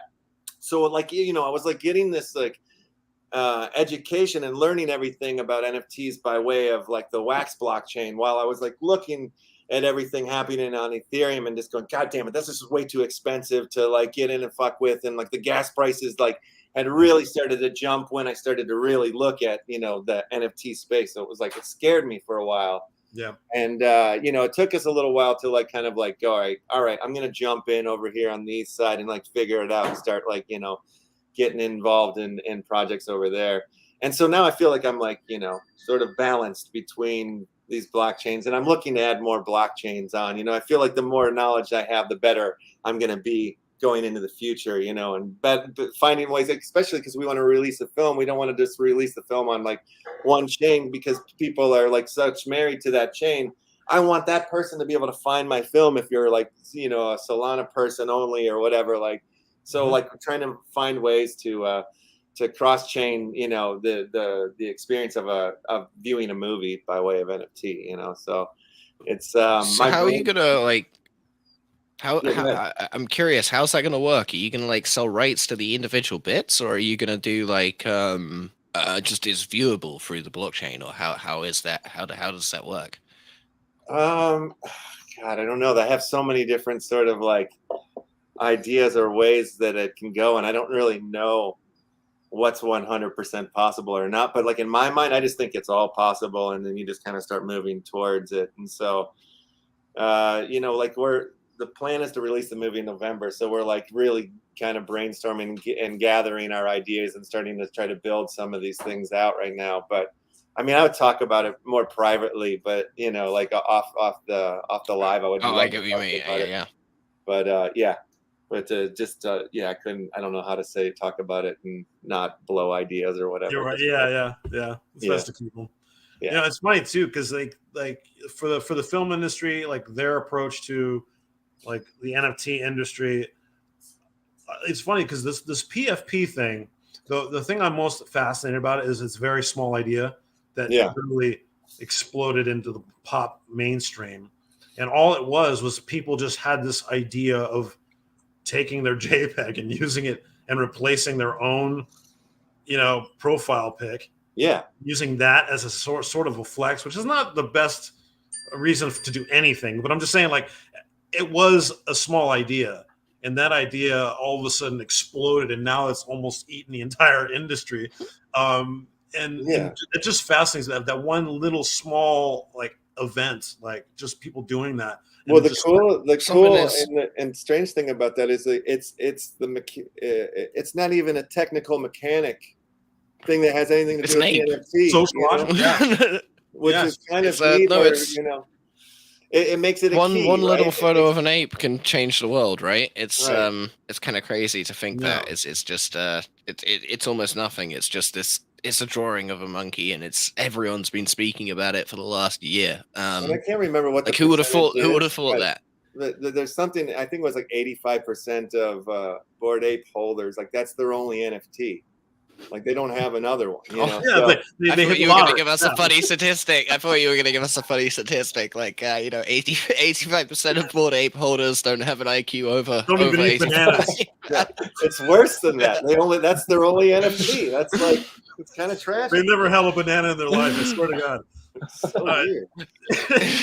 You know, it's like okay, so the JPEG had this weird event, right? But like, what is the movie gonna do, or like, what is music gonna do, right? It's like in a social context, and that's kind of like what I'm excited about because it's gonna happen. There's gonna be somebody that. Well, I have this idea. Like, I believe that people are gonna be able to stake. You'll be able to stake the copy of my film for a token of sorts or something like that. That's something that I believe will be there. I want to create a batch of NFTs that like. If you want to jump in and be an owner, jump in, and you have the exact same rights that I have. You can, reproduce it, do whatever you want with it. You can create new posters and sell them, whatever. You know, like you're just as much of an owner as I am. But like, of course, whatever you do, I'll get like, my percentage will be baked into what you're doing with it. You know? Okay. But like, just like, I'll get my dues. It should be like, but like the fact that like that functionality that I can make an NFT that exists in that way. But also too, like I sort of want, if you hold it, I sort of want, it to be like you can earn off of it. So like you're somewhat of like a mini owner of it, like, and the more you show it to people, like the more you can kind of earn off of it. I think shit like that's cool. Like it changes the way, it's just like why crypto in the first place, right? Like cut out the middleman, like cut out the third person. It was all invented by a bunch of punk rockers that said F you to the man in the first place anyway. So it's like, if we can, and like I'm saying, like it's been since 2005, I've been trying to sell like digital art, music, film, whatever, like, and having to like pay to somebody else, the entire time, like while they're telling you like, oh, you're your own label. You run your own label the way you want. You just have to pay 70% of like whatever you make or whatever, and then that quickly changed to, oh, we'll just take 30. You guys take the 70. And then, it's just like it's smaller and smaller, right, as it's going on. So, yeah, I think like there's all the utilities that are there, like for an artist or for somebody who's trying to like, sell their own stuff. Like there's a lot of utilization there now that wasn't there before, that like people were trying to pitch to the artist or to the musician that saying that they had that, when it's like, now you have it.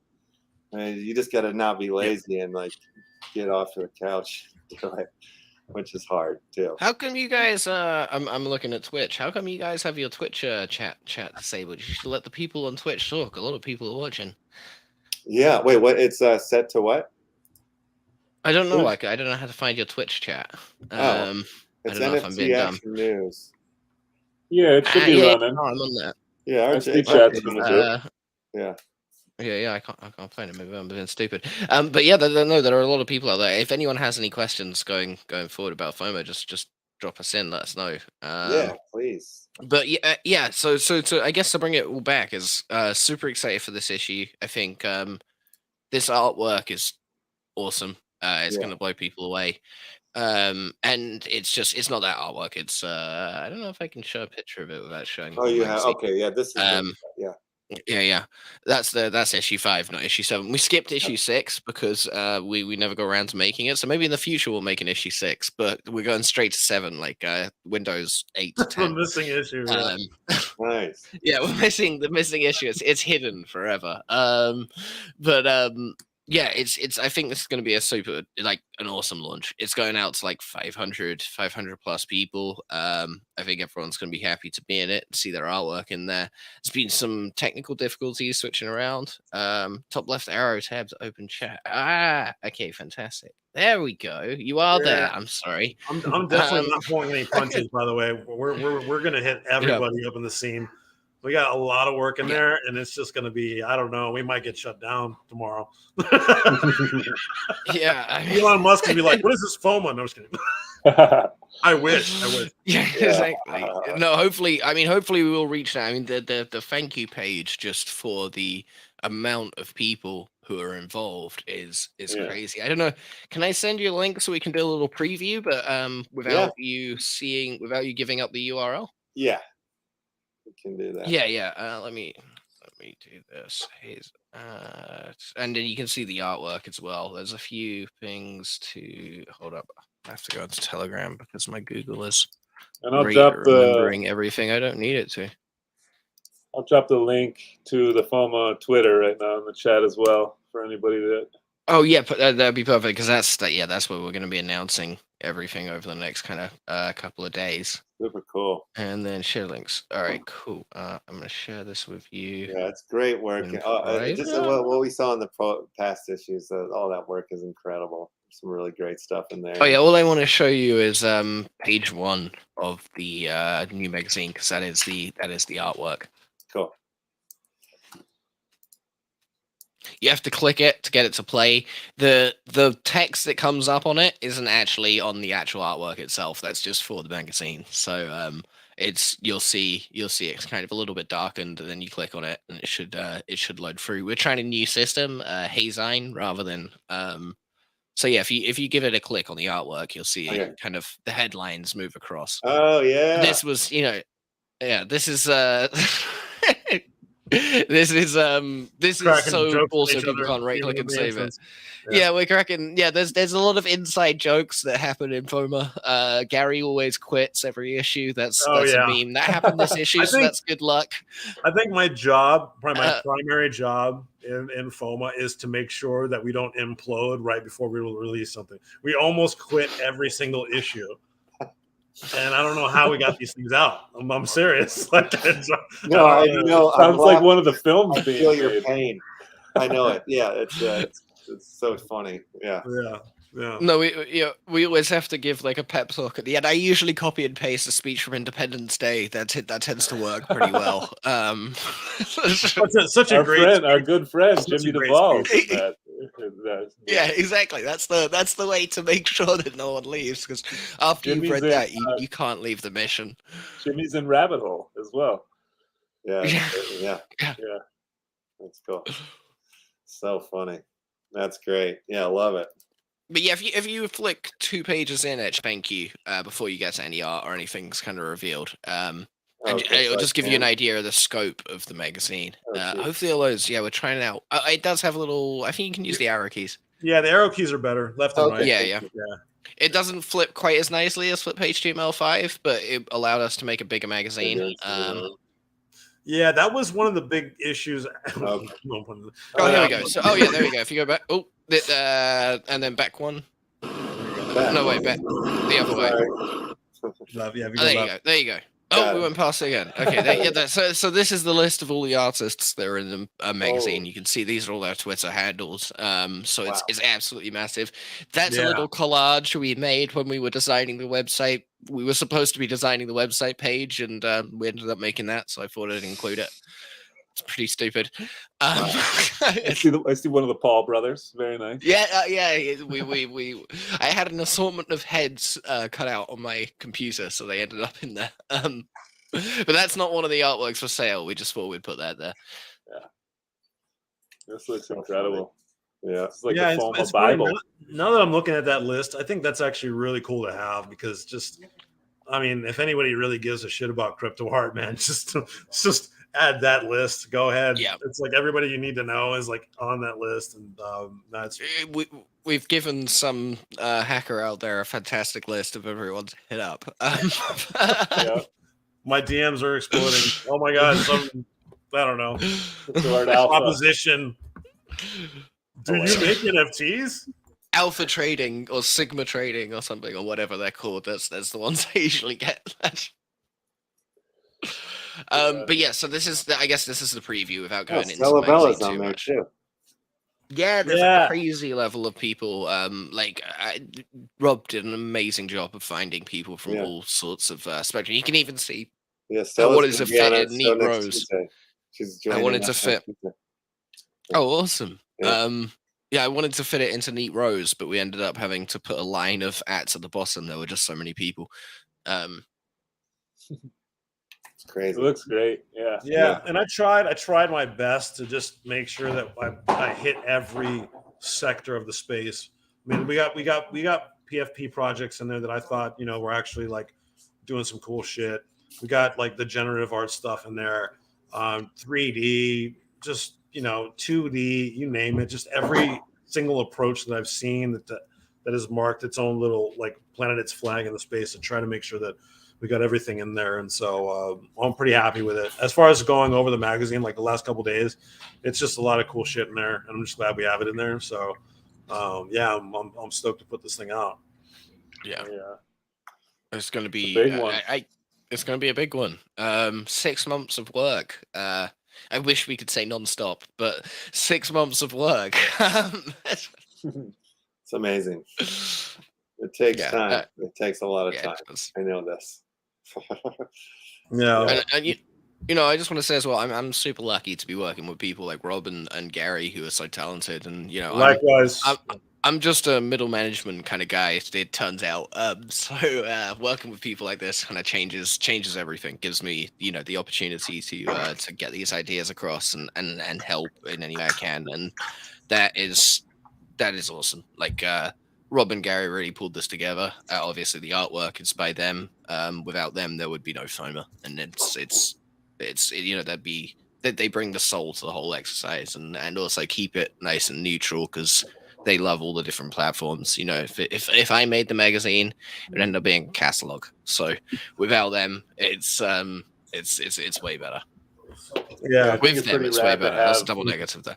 I think it's pretty rad to have you guys actually being the ones that are putting this together. Like I think it's pretty special, and I think to actually pull it off, like you guys are, I think you're the ones for it for sure. So. Great work. Kudos to you guys, man. Yeah, no, thank you. I appreciate that. And then thanks for putting us on here and just putting the word out. It's good. It's gonna be fun. And actually, I'm just happy that like the artists in the mag are gonna see it. Finally putting this thing out. Oh, Jesus Christ. So dude, I'm excited to submit for future episodes, definitely. Yeah. Definitely.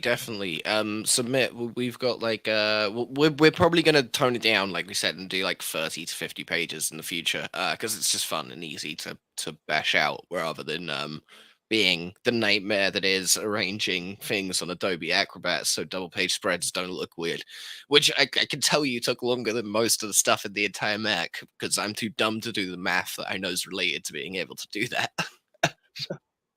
Well, yeah, I mean, the idea with this mag was like I wanted it to be utterly violent, like Vogue magazine, and just a fat magazine with just crypto art, and that's it, and then maybe some articles, and boom, just in your face, and then we just have that done for like for the year issue or something, and then the next subsequent issues will just be more concentrated and highlighted on certain artists and so good. Funny you said that. When we were flipping through it, I was like, "This is almost like a yearbook," like pretty rad. That's true. Oh damn, that's a missed opportunity. We should have done like most likely to do all of that. Have the page in the back where everybody signs it. Yeah, we would have released it in December. It would take it forever. Yeah, man. But I'm just. There's so many things I wanted to put in there. It's just, man, we just did not have enough time. But maybe next time we'll do the FOMO awards, and we'll just do the completely the most ridiculous, ironic rewards that we possibly can. Find everyone's sock puppet accounts and just give them all the awards.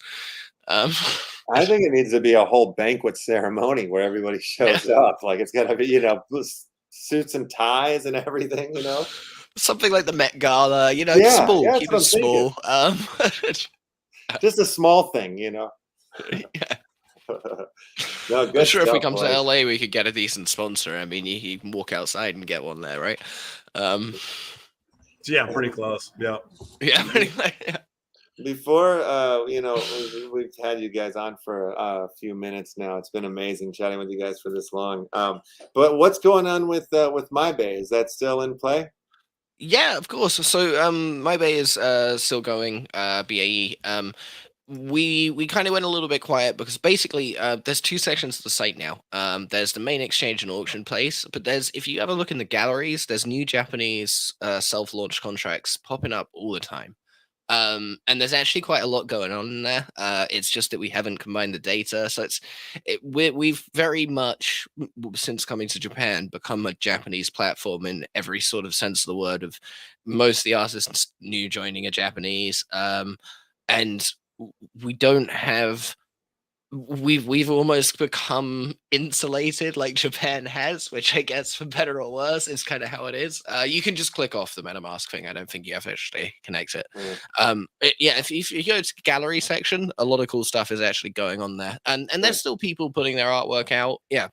And you'll see, okay, so Mr. Yuck just launched a gallery. I wasn't aware of that. But you've got like 69 Tribe, the Momon Collective, who actually Itchy, the guy who runs it, has a feature in this issue of FOMA.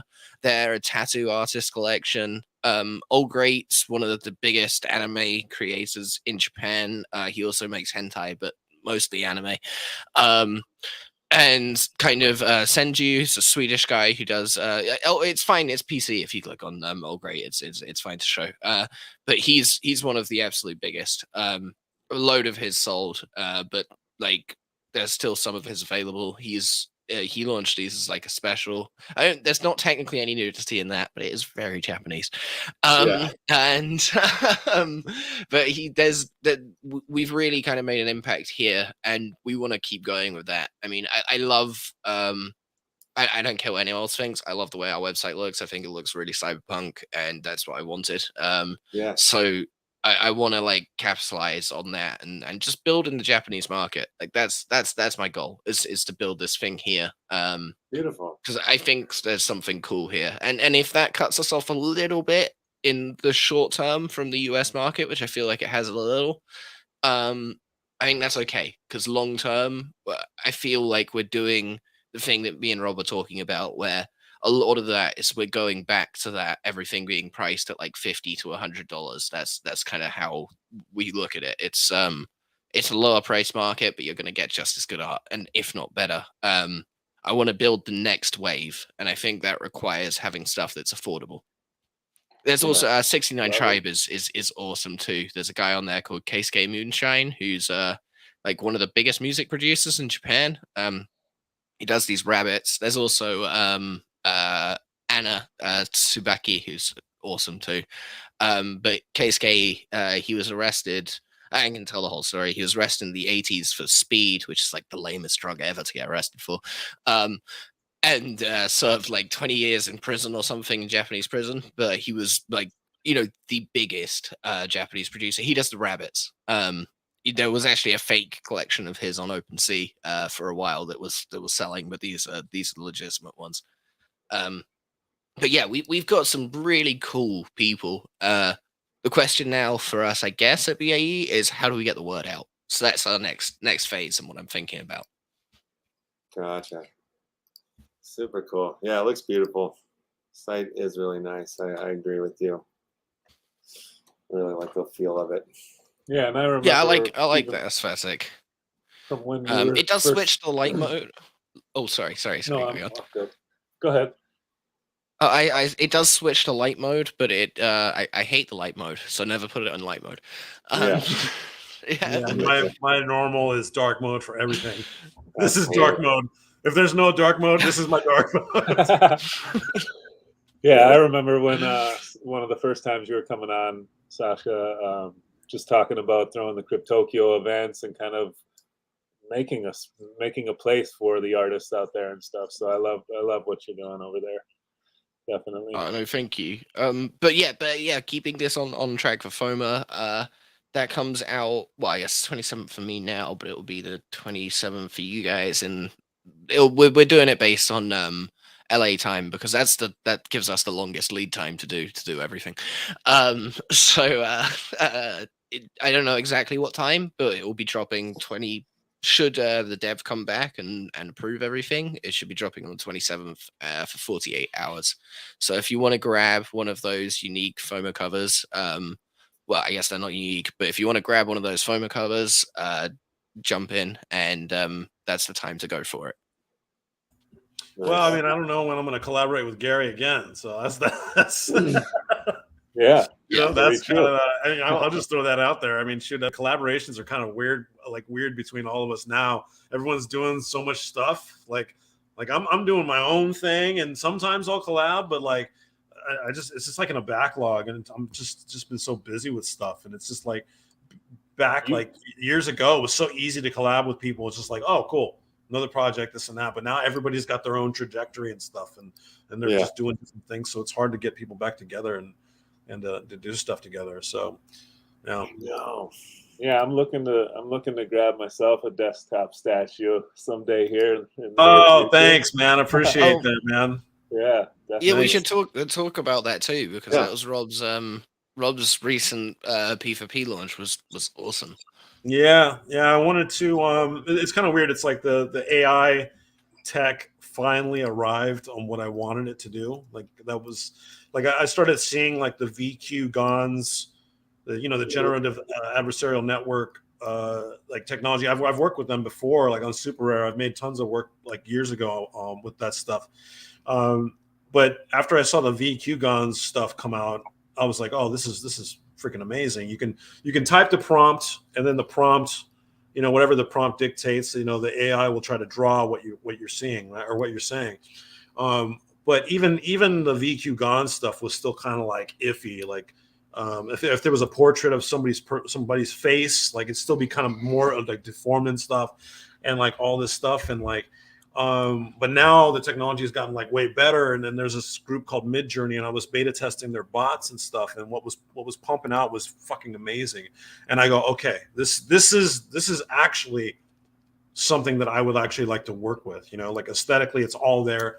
And for weeks, I was beta testing this stuff and just trying different prompts out, trying different word combinations out, and then I found a specific phrase that gave me the consistency of having these images, these statues come out. Now the funny thing about like the AI stuff is that like, you could type a prompt or something, right? But sometimes like it'll give you what you want, and then the artificial intelligence will veer off and start going off on its own tangent. And like, you'll get maybe like one or two good images that you were going for, but then it just decides like, oh, this is what I'm going to be doing, and so you kind of have to keep like just changing it around and stuff. And so I finally found the phrase that was like I was getting like maybe 1 out of 4 like iterations that I was happy with. And then I approached Midjourney. I'm like, hey, can you give me like 40,000 of these images? And so we worked together on that, and they had to dedicate a bunch of computing power to it, and then they delivered. And so after that, I took all those images and I went to Maui for 2 weeks. Okay, I literally took it to Maui, got a nice apartment right by the beach. Totally went aesthetic with the vaporwave style. I needed palm trees there. I needed everything there. And then like every day, I'd wake up at like 6 to like 8 in the morning and like curate this thing. Like no, yes, no. I went through all 40,000 images and like totally just curated all of it. So. That sounds nuts, but they came out amazing, dude. They look pretty crazy. I love them. Yeah, these are great. Like I think you did something really interesting. Is you actually managed to capture the vaporwave aesthetic in almost the most obvious way, which is a good thing. I mean, it's a compliment. But in a profile picture project, and it's kind of unbelievable. It's one of those things that you look at and you're like, it's simple, but it's perfect. Like it feels it's exactly what it should be to be what it is. Yeah, no, thanks for saying that, because I think it's weird because like the combination of, well, for one, like the iterations of the actual statues, like I was trying my hardest to keep most of them the most realistic looking ones I can get. Like there was weird textures that were coming in. So some of them would come out and they would look like putty. Like if you took like silly putty and put a statue together and like it'd be white. You know, I try to avoid those. I'd try to avoid most of them would have to have some type of facial gesture that had some type of emotion of some sort. There had to be something that had to have like a face, because there's one thing like with artificial intelligence artwork that I can't stand is like it's so abstract that like humans can't connect to it. Like I realize like there's that disconnect, and like and this project for me is like I'm in the center, finding and curating the right pieces. Because I could print a million of these, you know what I mean? Mm-hmm. But which ones are actually like speaking to me? And so like I went through every single one and try to find them. And it's weird, the backdrops, in contrast to the actual statues, is like the weird part, because I think without the color scheme, without the vaporwave color scheme, I think they would look really like dark and like grotesque. But with the contrast of them, it's like a nice interplay, and it just kind of just levels everything out, and people are just enjoying them, you know. So it's more like fun to look at, I guess, which is kind of like the soul of vaporwave, is like that style. It's like the color scheme just makes everything fun to look at, you know. It's like everything's in a sunset or something. So yeah, and so basically I was just doing this long, and I was kind of inspired by Andy Warhol in a sense, with like the printmaking stuff and doing a large set of prints and like deciding which ones are going to make it, you know. So this is like my electronic version of doing that, just going through tons of prints and saying this one works, this one works, this one works for me, and that was that. And so yeah, so I had to go through all 40,000 of them and cut it down to 11,111. And I cut down a big batch, and then I had to go back all over again and then go through them and then cut it down again and then just try to keep cutting until I got to that number.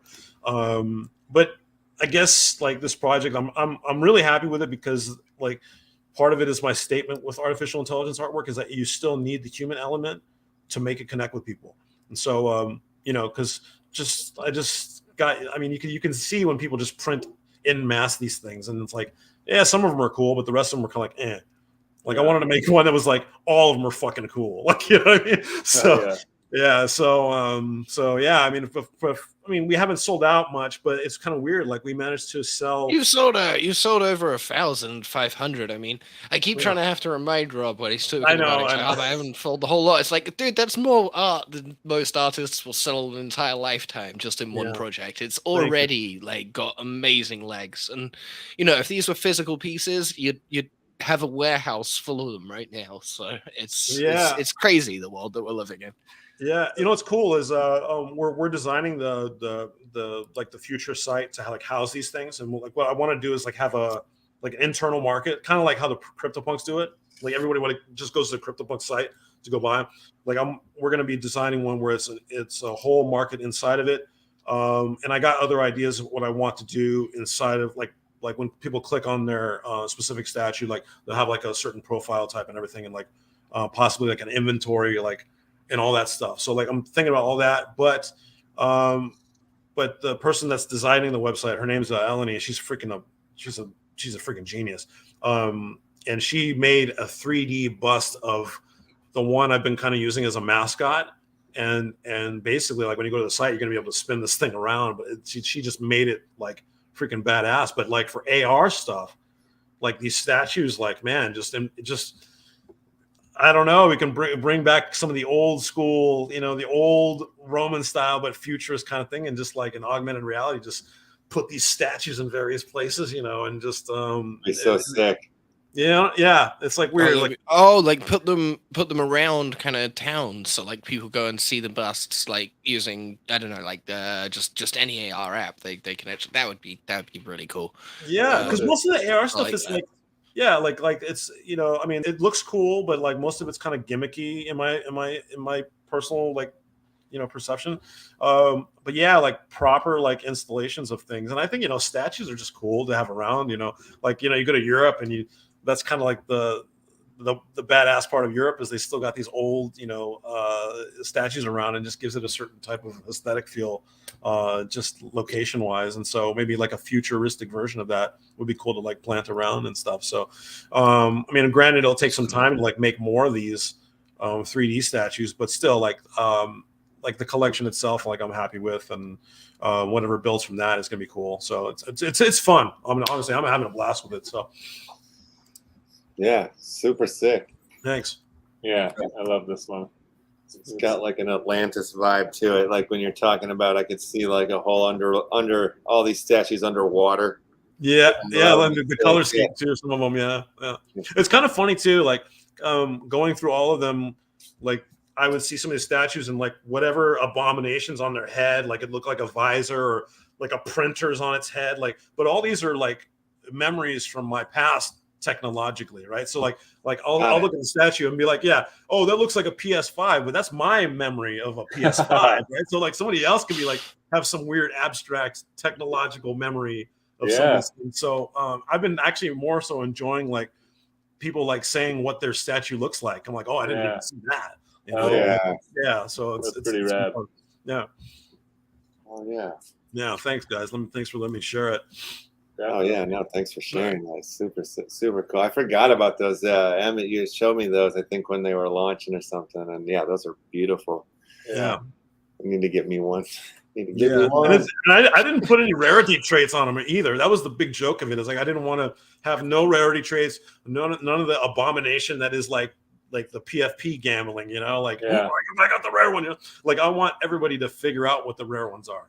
You know, but every person that mints theirs is like, I got the rare one, you know? So it's like, it's kind of cool. It's like they're getting married to it already, you know? Like, so I like that. And I figure just let the kind of like, if, you know, if more get, you know, shipped out, like maybe soon in the long run, maybe in a couple of years, people like finally figure out what the rarity traits are for these things. I think that'd be kind of interesting, you know? So yeah. It's fun when people kind of make them up. I mean, you know, like Pokemon cards, everyone just made up the rarity.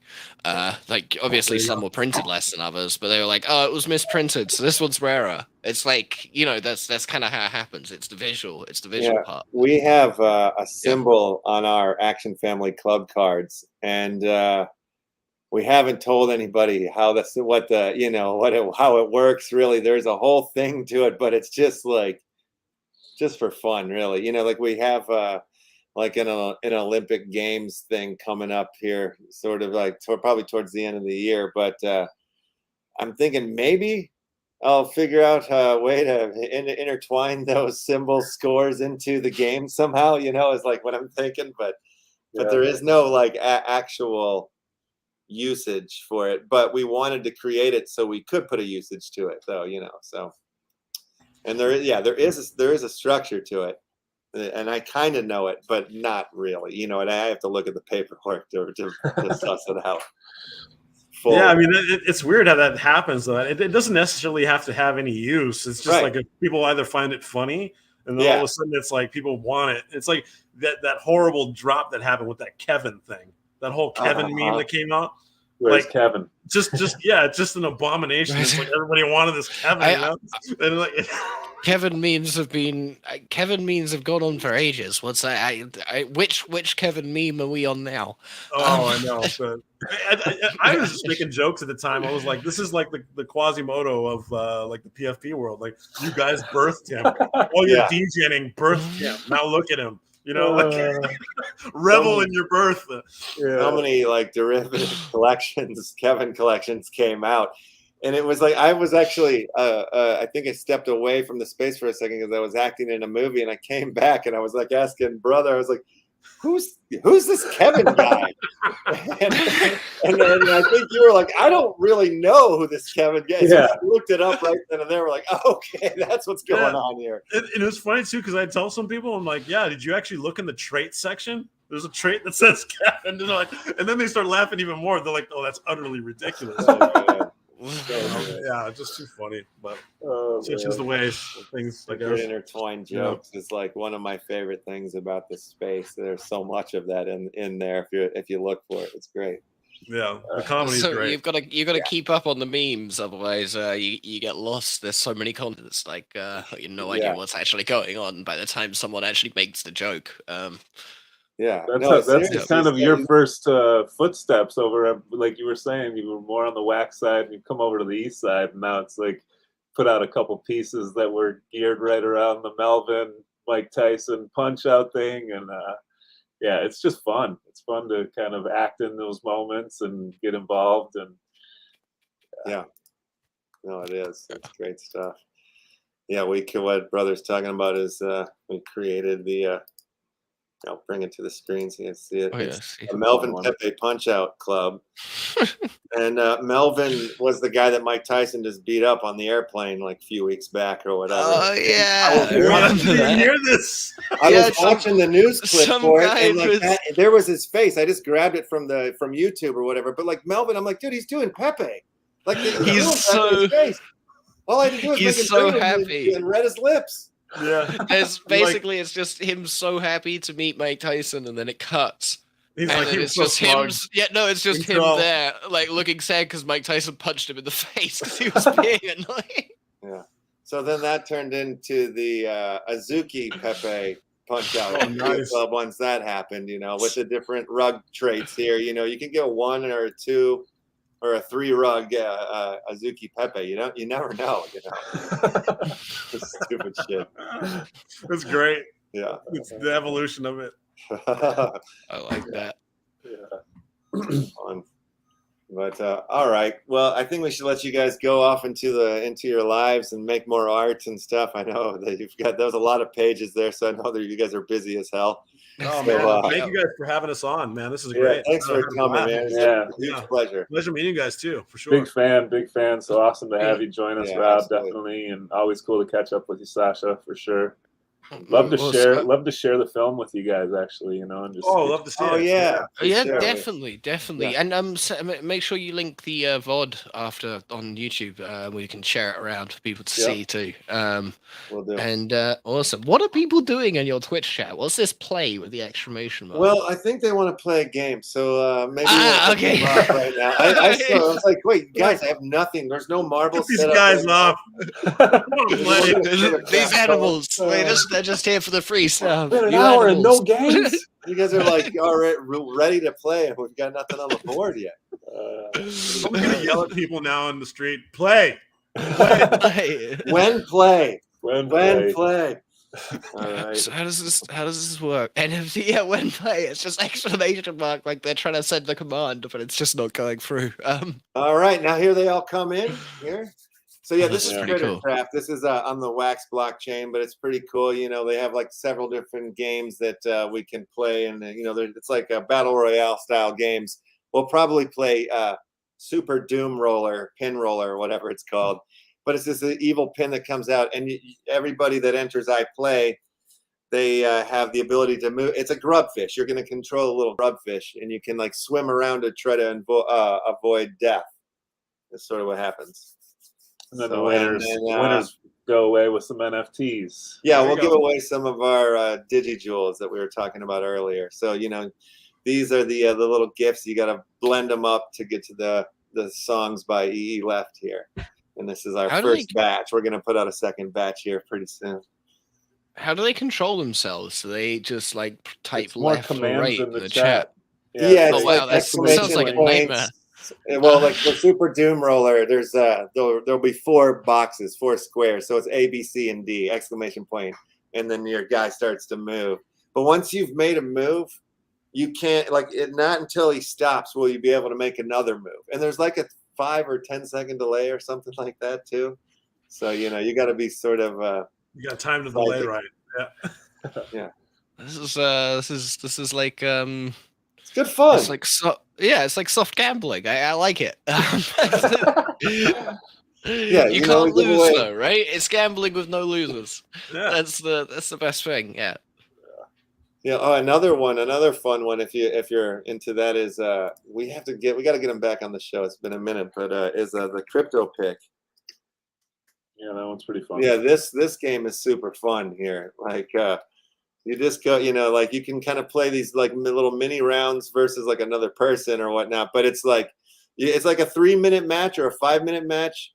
I think it's 3 minutes, and it's just like the bell rings and it's like the actual Bitcoin chart on a minute, and you've got to trade up or down, and you're going up against other people. Sometimes it's like we've hosted battle royales on the show, so like everybody's like trading against each other, and it gets really intense. It's a lot of fun. But yeah, they've been guests on our show a few times. So yeah, that's but you know, you are gambling, or they used to be. I think they switched their method because they were getting in trouble or something like that. I can't remember what the deal is. That's usually what happens. Yeah, right? yeah. There's something that switches around. Yeah, I think we have enough. We have enough fun, and they're brothers like, here. you can't have too much fun. Yeah, you're not allowed to have that much fun. That's that's illegal. You're going past the fun limit. Yeah, well, that's the funny thing about, like, you know, all of these games, or, you know, these play to earn games are just like GameFi, DeFi. They're just decentralized finance tools that are like dressed up in cartoons and stuff. You know, it's amazing. I played one that was actually a game, but then, like, what I've noticed, whenever they're actually a game, it's like, where's the crypto? And then whenever they're just like crypto related, it's like, where's the game? There's never like one that kind of meshes the two together in a perfect way. Like, I've never seen it. Yeah, there was a shooter that was like really well put together. That are pretty good. That have there's something about it that makes your brain click, and it makes you feel like you're in some world. I feel like a couple of them are, and like there's a couple of them on Wax that have like one that we're friends with is Green Rabbit, and they've got like a whole, like, you're running around, 3D, you're racing this rabbit in a 3D like space, you know, and like there's like crates falling from the sky. You got to run over and get them, and there's like crypto in them and other things, NFTs and stuff. It's pretty good. Oh, that's cool. I'd like to, because I want to find one that like actually works. It's hard to find a thing that's like. And then Evo. Evo is another one. EV.io. I think that one is like right away. You click on it and you're like, you're in it. You're playing, and like for a while there, you were able to, like, you know, earn off of it. But now I think you gotta like get like some NFT or something that's like $150, but it's like, it's quite addicting, and it's like, well, I'm playing a game, and like not just clicking and waiting another hour to click again. But all right, let's run this game. Let's get into this here. Super Doom Rollers. All right, pick a square, you guys. Avoid the pin roller of death, of doom. Exclamation A, B, C, or D. Pick your side. You want to be in the square with the least amount, or on the side with the least amount, before that doom roller rolls out and destroys. Yeah, motor cars on the move. The B block's emptying out. I see Big Buddha moving over to square C. Motor car back to square B. Crowded right now. Oh, here comes the roller. Uh-oh. Can he get out? Almost got out of the way. Okay, half the board's been removed. There you have it. Fading you out. Fading, our older brother's taking over the C square by himself. Motor cars in the D square by himself, but he's got people coming in like Puzzle the Puzzler. Get out of there. Get out of there. Run. I don't know. I mean, the bottom roll might be good, but the pin roller does go up and down as well as left or right. Yeah. So, oh! Destruction. Jesus. All right. Let's see. Who am I gambling on here? Who's really got the stuff? Who knows where? Who knows where to go? Yeah. I think Motor Car. I'm gonna go with Motor Car. I think he's gonna do it. He's a pretty good winner. He wins a lot here on this channel. I'm with Penny Bag. Oh no, I'm going with Deshanta because they're on their own. I feel like they got a good a good thing going over there. Oh, yeah. Very well played, Sasha. So brutal. The green Might be blood. honest, I love the Sasha. green blood. And like the going over they have like a whole collection. They have like a sticker book. They have like, I was on their website. I was looking at it a little bit more because I hadn't really looked into it for a second. I'm like, oh, they've upgraded. They got a lot more stuff coming. Nobody's gonna move. Yeah, people are holding strong in their spots. I have a feeling it's going to come from the right to the left this time. Oh, yes! I win. I mean, I didn't win anything. You win. You're the best. Yeah. Should have put money on this. That's amazing. All right, let me go and grab your prize. Here, I'll give you one of the DigiJewels packs here. That's what you'll get here. So I'm going to pull it off the screen because I'll just drop it to you in the old whisper there on the chat. So let me make a gift link for you. While we were doing that, I did actually have a look at EV.io, and genuinely, that was pretty impressive. Yeah. Like you're right. You're literally playing a shooter instantly. That's Yeah, pretty like cool. they make you Yeah. play first almost. It's Yeah. crazy. It's really Which, good. yeah, that's actually genuinely kind of impressive. That's the first one I've seen where I was like, oh, that's a game. Yeah. It's not just roll some dice. Yeah. I'll drop you a few links if you want to check some games out. Yeah, no, that'd be cool because I'm interested in the whole play to earn sector. Like, I'm interested in ones that have actually, because I feel like a lot of the time the good projects are the ones you don't hear about. You just hear about the ones that, like, grab the headlines the most. Yeah. Yeah, like Axie Infinity. Yeah. Like Axie Infinity, which was dice rolling for so long, and then it turned into complicated dice rolling. It's great, but it's not really a game. It's accounting is as much of a game as Axie is. Yeah, it's I don't even know what to say. It's just it's its own dynamo right now, but we'll see. Yeah. Okay. Awesome. Okay. Wait a minute. Hold on a second. I'm trying to get the whisper out. Yeah, Prince. I'm looking at your Twitch. Sorry. Yeah, it actually did get hacked. I think for 500 million because it's got a custodial wallet. Yeah, it was 600 million. I think it had to do something with the bridge. Like, yeah. But actually, to their credit, they actually handled it pretty well. Like, I think they paid everyone back like a decent amount. Yeah. Like actually, Gio, he's pretty down, dude, man. They're running a tight ship over there. So yeah, they the weirdest thing was he was at a talk that I was at back when he used to give away free Axies to our NFT London meetup. Because like barely anyone was playing it, so he was like, here, have some free ones, start playing them. I've still got them, but like I never switched them over when they changed to Ronin, so I just have like pointless JPEGs now on Ethereum, which is very sad every time I look at them. We've got to do another giveaway real quick. This one is for the Action Family Club card carrying members. And so if you're holding an Action Family Club card and you signed in today, you're on the list. Here's the list of the holders. Love you guys. Thank you very much. And the top 5 will win. And we still have a bunch of Dungeon Master packs from yesterday, which we'll throw up there because, all LeftHouse wax NFTs are stakeable in the Wombat dungeon. So there you go. Wait, where's my dungeon? There it is. Let's see, I should run the jewels actually.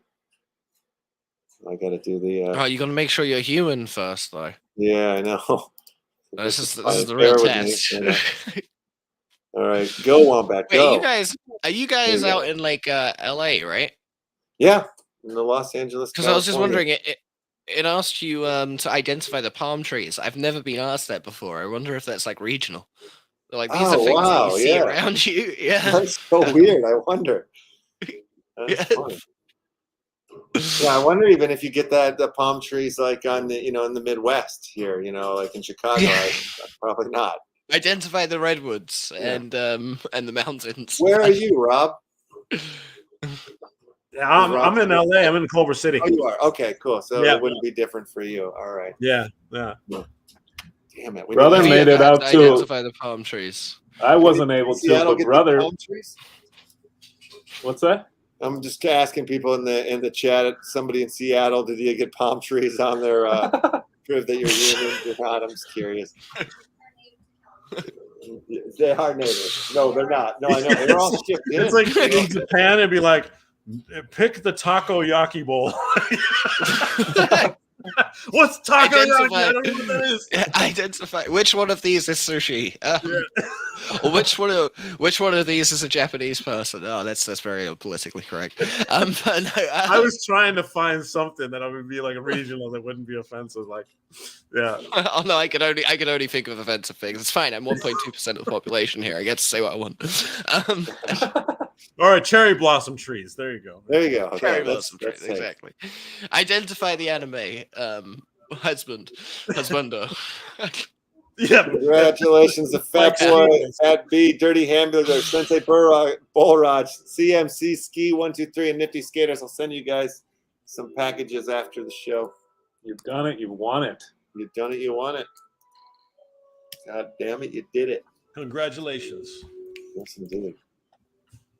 Oh, you did it in FTC. I didn't see how you're gonna get crushed anyway. It looks like it was Oh slowly yeah, moving yeah. into it. Like, yeah, I'll bring it back. They're gonna kill him. Oh It's man, like that's Whale awful. Shark No with one the hat, wins. with the hat on. Yeah. It Blood does. squirt out too, I think. There we go. There's the blood. What a shame. No matter Yeah. what, you die. But yeah, they've got this is their whole deal here. That's cool. Yeah, it's cute. It's just for like having fun with your Twitch chat and announcing winners kind of thing, right? Yeah, but then they have their own collections and packs, and they got buildings and all this stuff. This is all new. Like, oh yeah, I would have to log in. Oh, that's cool. That stuff. But yeah, it's pretty neat. They're creating a whole whole new world. Well, I can't log in right now for some reason. It's not accepting me yet. Oh wait, I see. They're giving me the business up here. Let me see. Okay.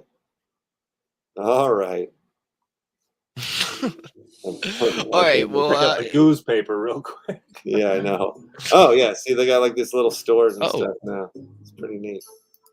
Oh, cool. And here, a little gym to work out your characters, your grubs, I guess now. It looks like the strip. This is the Venice Boardwalk right here. Yeah, you can play like got little records and stuff you can buy now. I've seen. It's crazy. Oh, they're beating you to the music thing. This is how it's going to blow up. This is going to blow it open wide right here. You're right. It's insane. You got a gym. What else? Oh, that's it. Just those two shops. I gotcha. Yeah. But you got your sticker book. I got a few stickers in my book. Collect your stickers. I love how NFTs have made us kind of all revert to childhood a little bit. Like, I got my stickers. I got my pictures of my apes. I've got quite the collection. Do you want to trade stickers? I know. I got all the stickers in my book. I got my land. I got my digital land. I got more digital land than you, bro. Well, brother's a land whore. I'm a land whore. I got so much land. Self-proclaimed land whore. So much digital land. I mean, we have a whole built on a Minecraft city that we've built over like the last year and a half or something like that. We just had like a huge scavenger hunt where we built like 4 giant QR codes underground and made people go searching for them.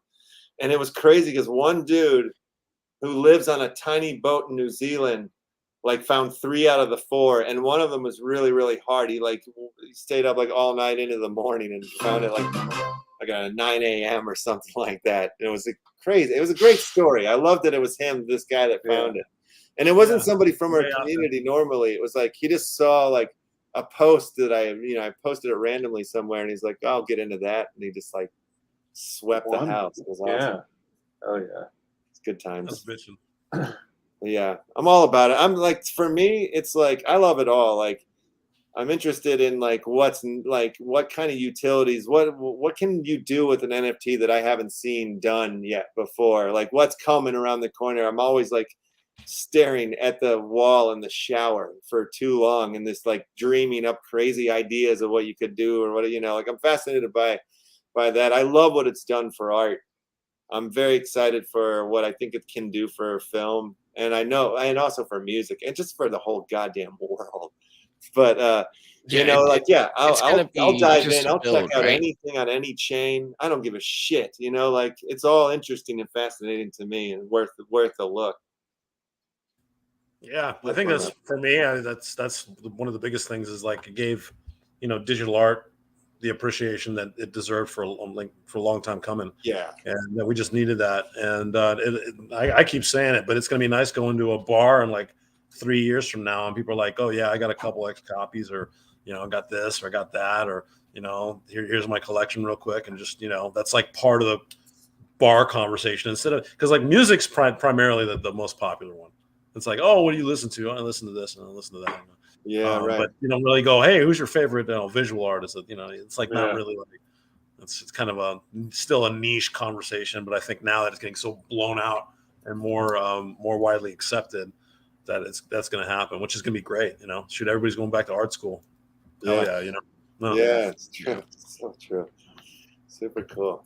Well, boys, I think we've had a lovely conversation. I think we should end it for the day. What do you guys think? Yeah, no, thank you guys, man. I'm Yeah. totally honored 100%. to be on here. It's great. Oh, Yeah. Thank you have so you much for on having is us. a huge deal for us. So it means a For sure. lot. And Sasha, you're a fucking legend. So man, thank you guys. Oh, no, thank you. You guys too. And just gonna plug it one last time is check out the FOMA Twitter, so at FOMA Mag, for updates, because the website's gonna be slightly different to FOMAMag.com, which we do the drop on and the new issue and all of that sort of stuff. So yeah, follow at FOMA Mag. That's the next big exciting thing. And the whole point is, you know, it's 48 hours, mint as many as you can. If less people mint them, then they're going to be worth more in the future. If more people mint them, then they might be worth a little bit less, but they're still going to be worth a lot. But yeah, so get in. It's worth it's worth get in there. There's the Twitter in the chat too. Make sure you're following along for any notifications or updates. Yeah, no, thank you guys for sure. And where are we supposed to stream right into? Is there? Do we have anybody on the? Raid a random booba streamer, like a random VTuber. You should do that. That's the one with the most ridiculous, like in a ridiculous stream tits that you can society find. where we raid into each other. Like there's okay. like kind of a. We got a guy that's sort of like bringing a bunch of people together, and I always screw it up and go into somebody else, and then I look and I'm like, oh, I went to the wrong person. To go here. Where? But I'm not. This is a girl doing yoga. How did we end up here? Yeah, exactly. And then I'm like, well, I skipped the person we were supposed to go to, so you know, I'm trying to do it right. Cool. But nobody. If anybody has any streams or knows any that are awesome. Here earlier, but I don't see him now. I'm sure he'd pop up and let us know if there was somebody. Well, god dang it! I'm just typing in crypto and seeing what comes up. There's BeLive Crypto. He has 20 viewers. You could rate him. All right, let's go to him. BeLive. Here, BeLive Crypto. I have no idea. He's doing market analysis. It looks very exciting. All right, let's see. I'll just put the word NFT and see what shows up. Oh yeah, that's a good idea. Sydney. There you go. That guy's playing Rainbow Six Siege. Just nothing to do with NFTs. Oh, but he has NFT Disney in his name. Right. Crypto Designs is coming on, or is on CMC's, he said, but nobody else. So. Okay, we'll do that then. Crypto Design. Oh wait, that's not how you spell crypto. It could be though. Yeah. Designs is a one word. Oh yeah, there it is. All right, perfect. All right, we'll right into him and brother, take us out of here.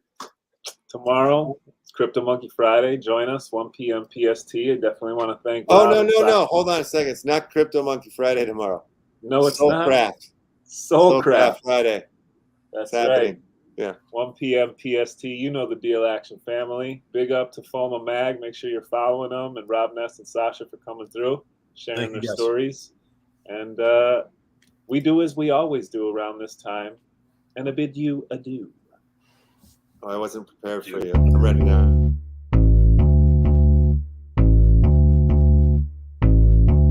Award-winning show, if I may say so myself. Hot damn, Action family.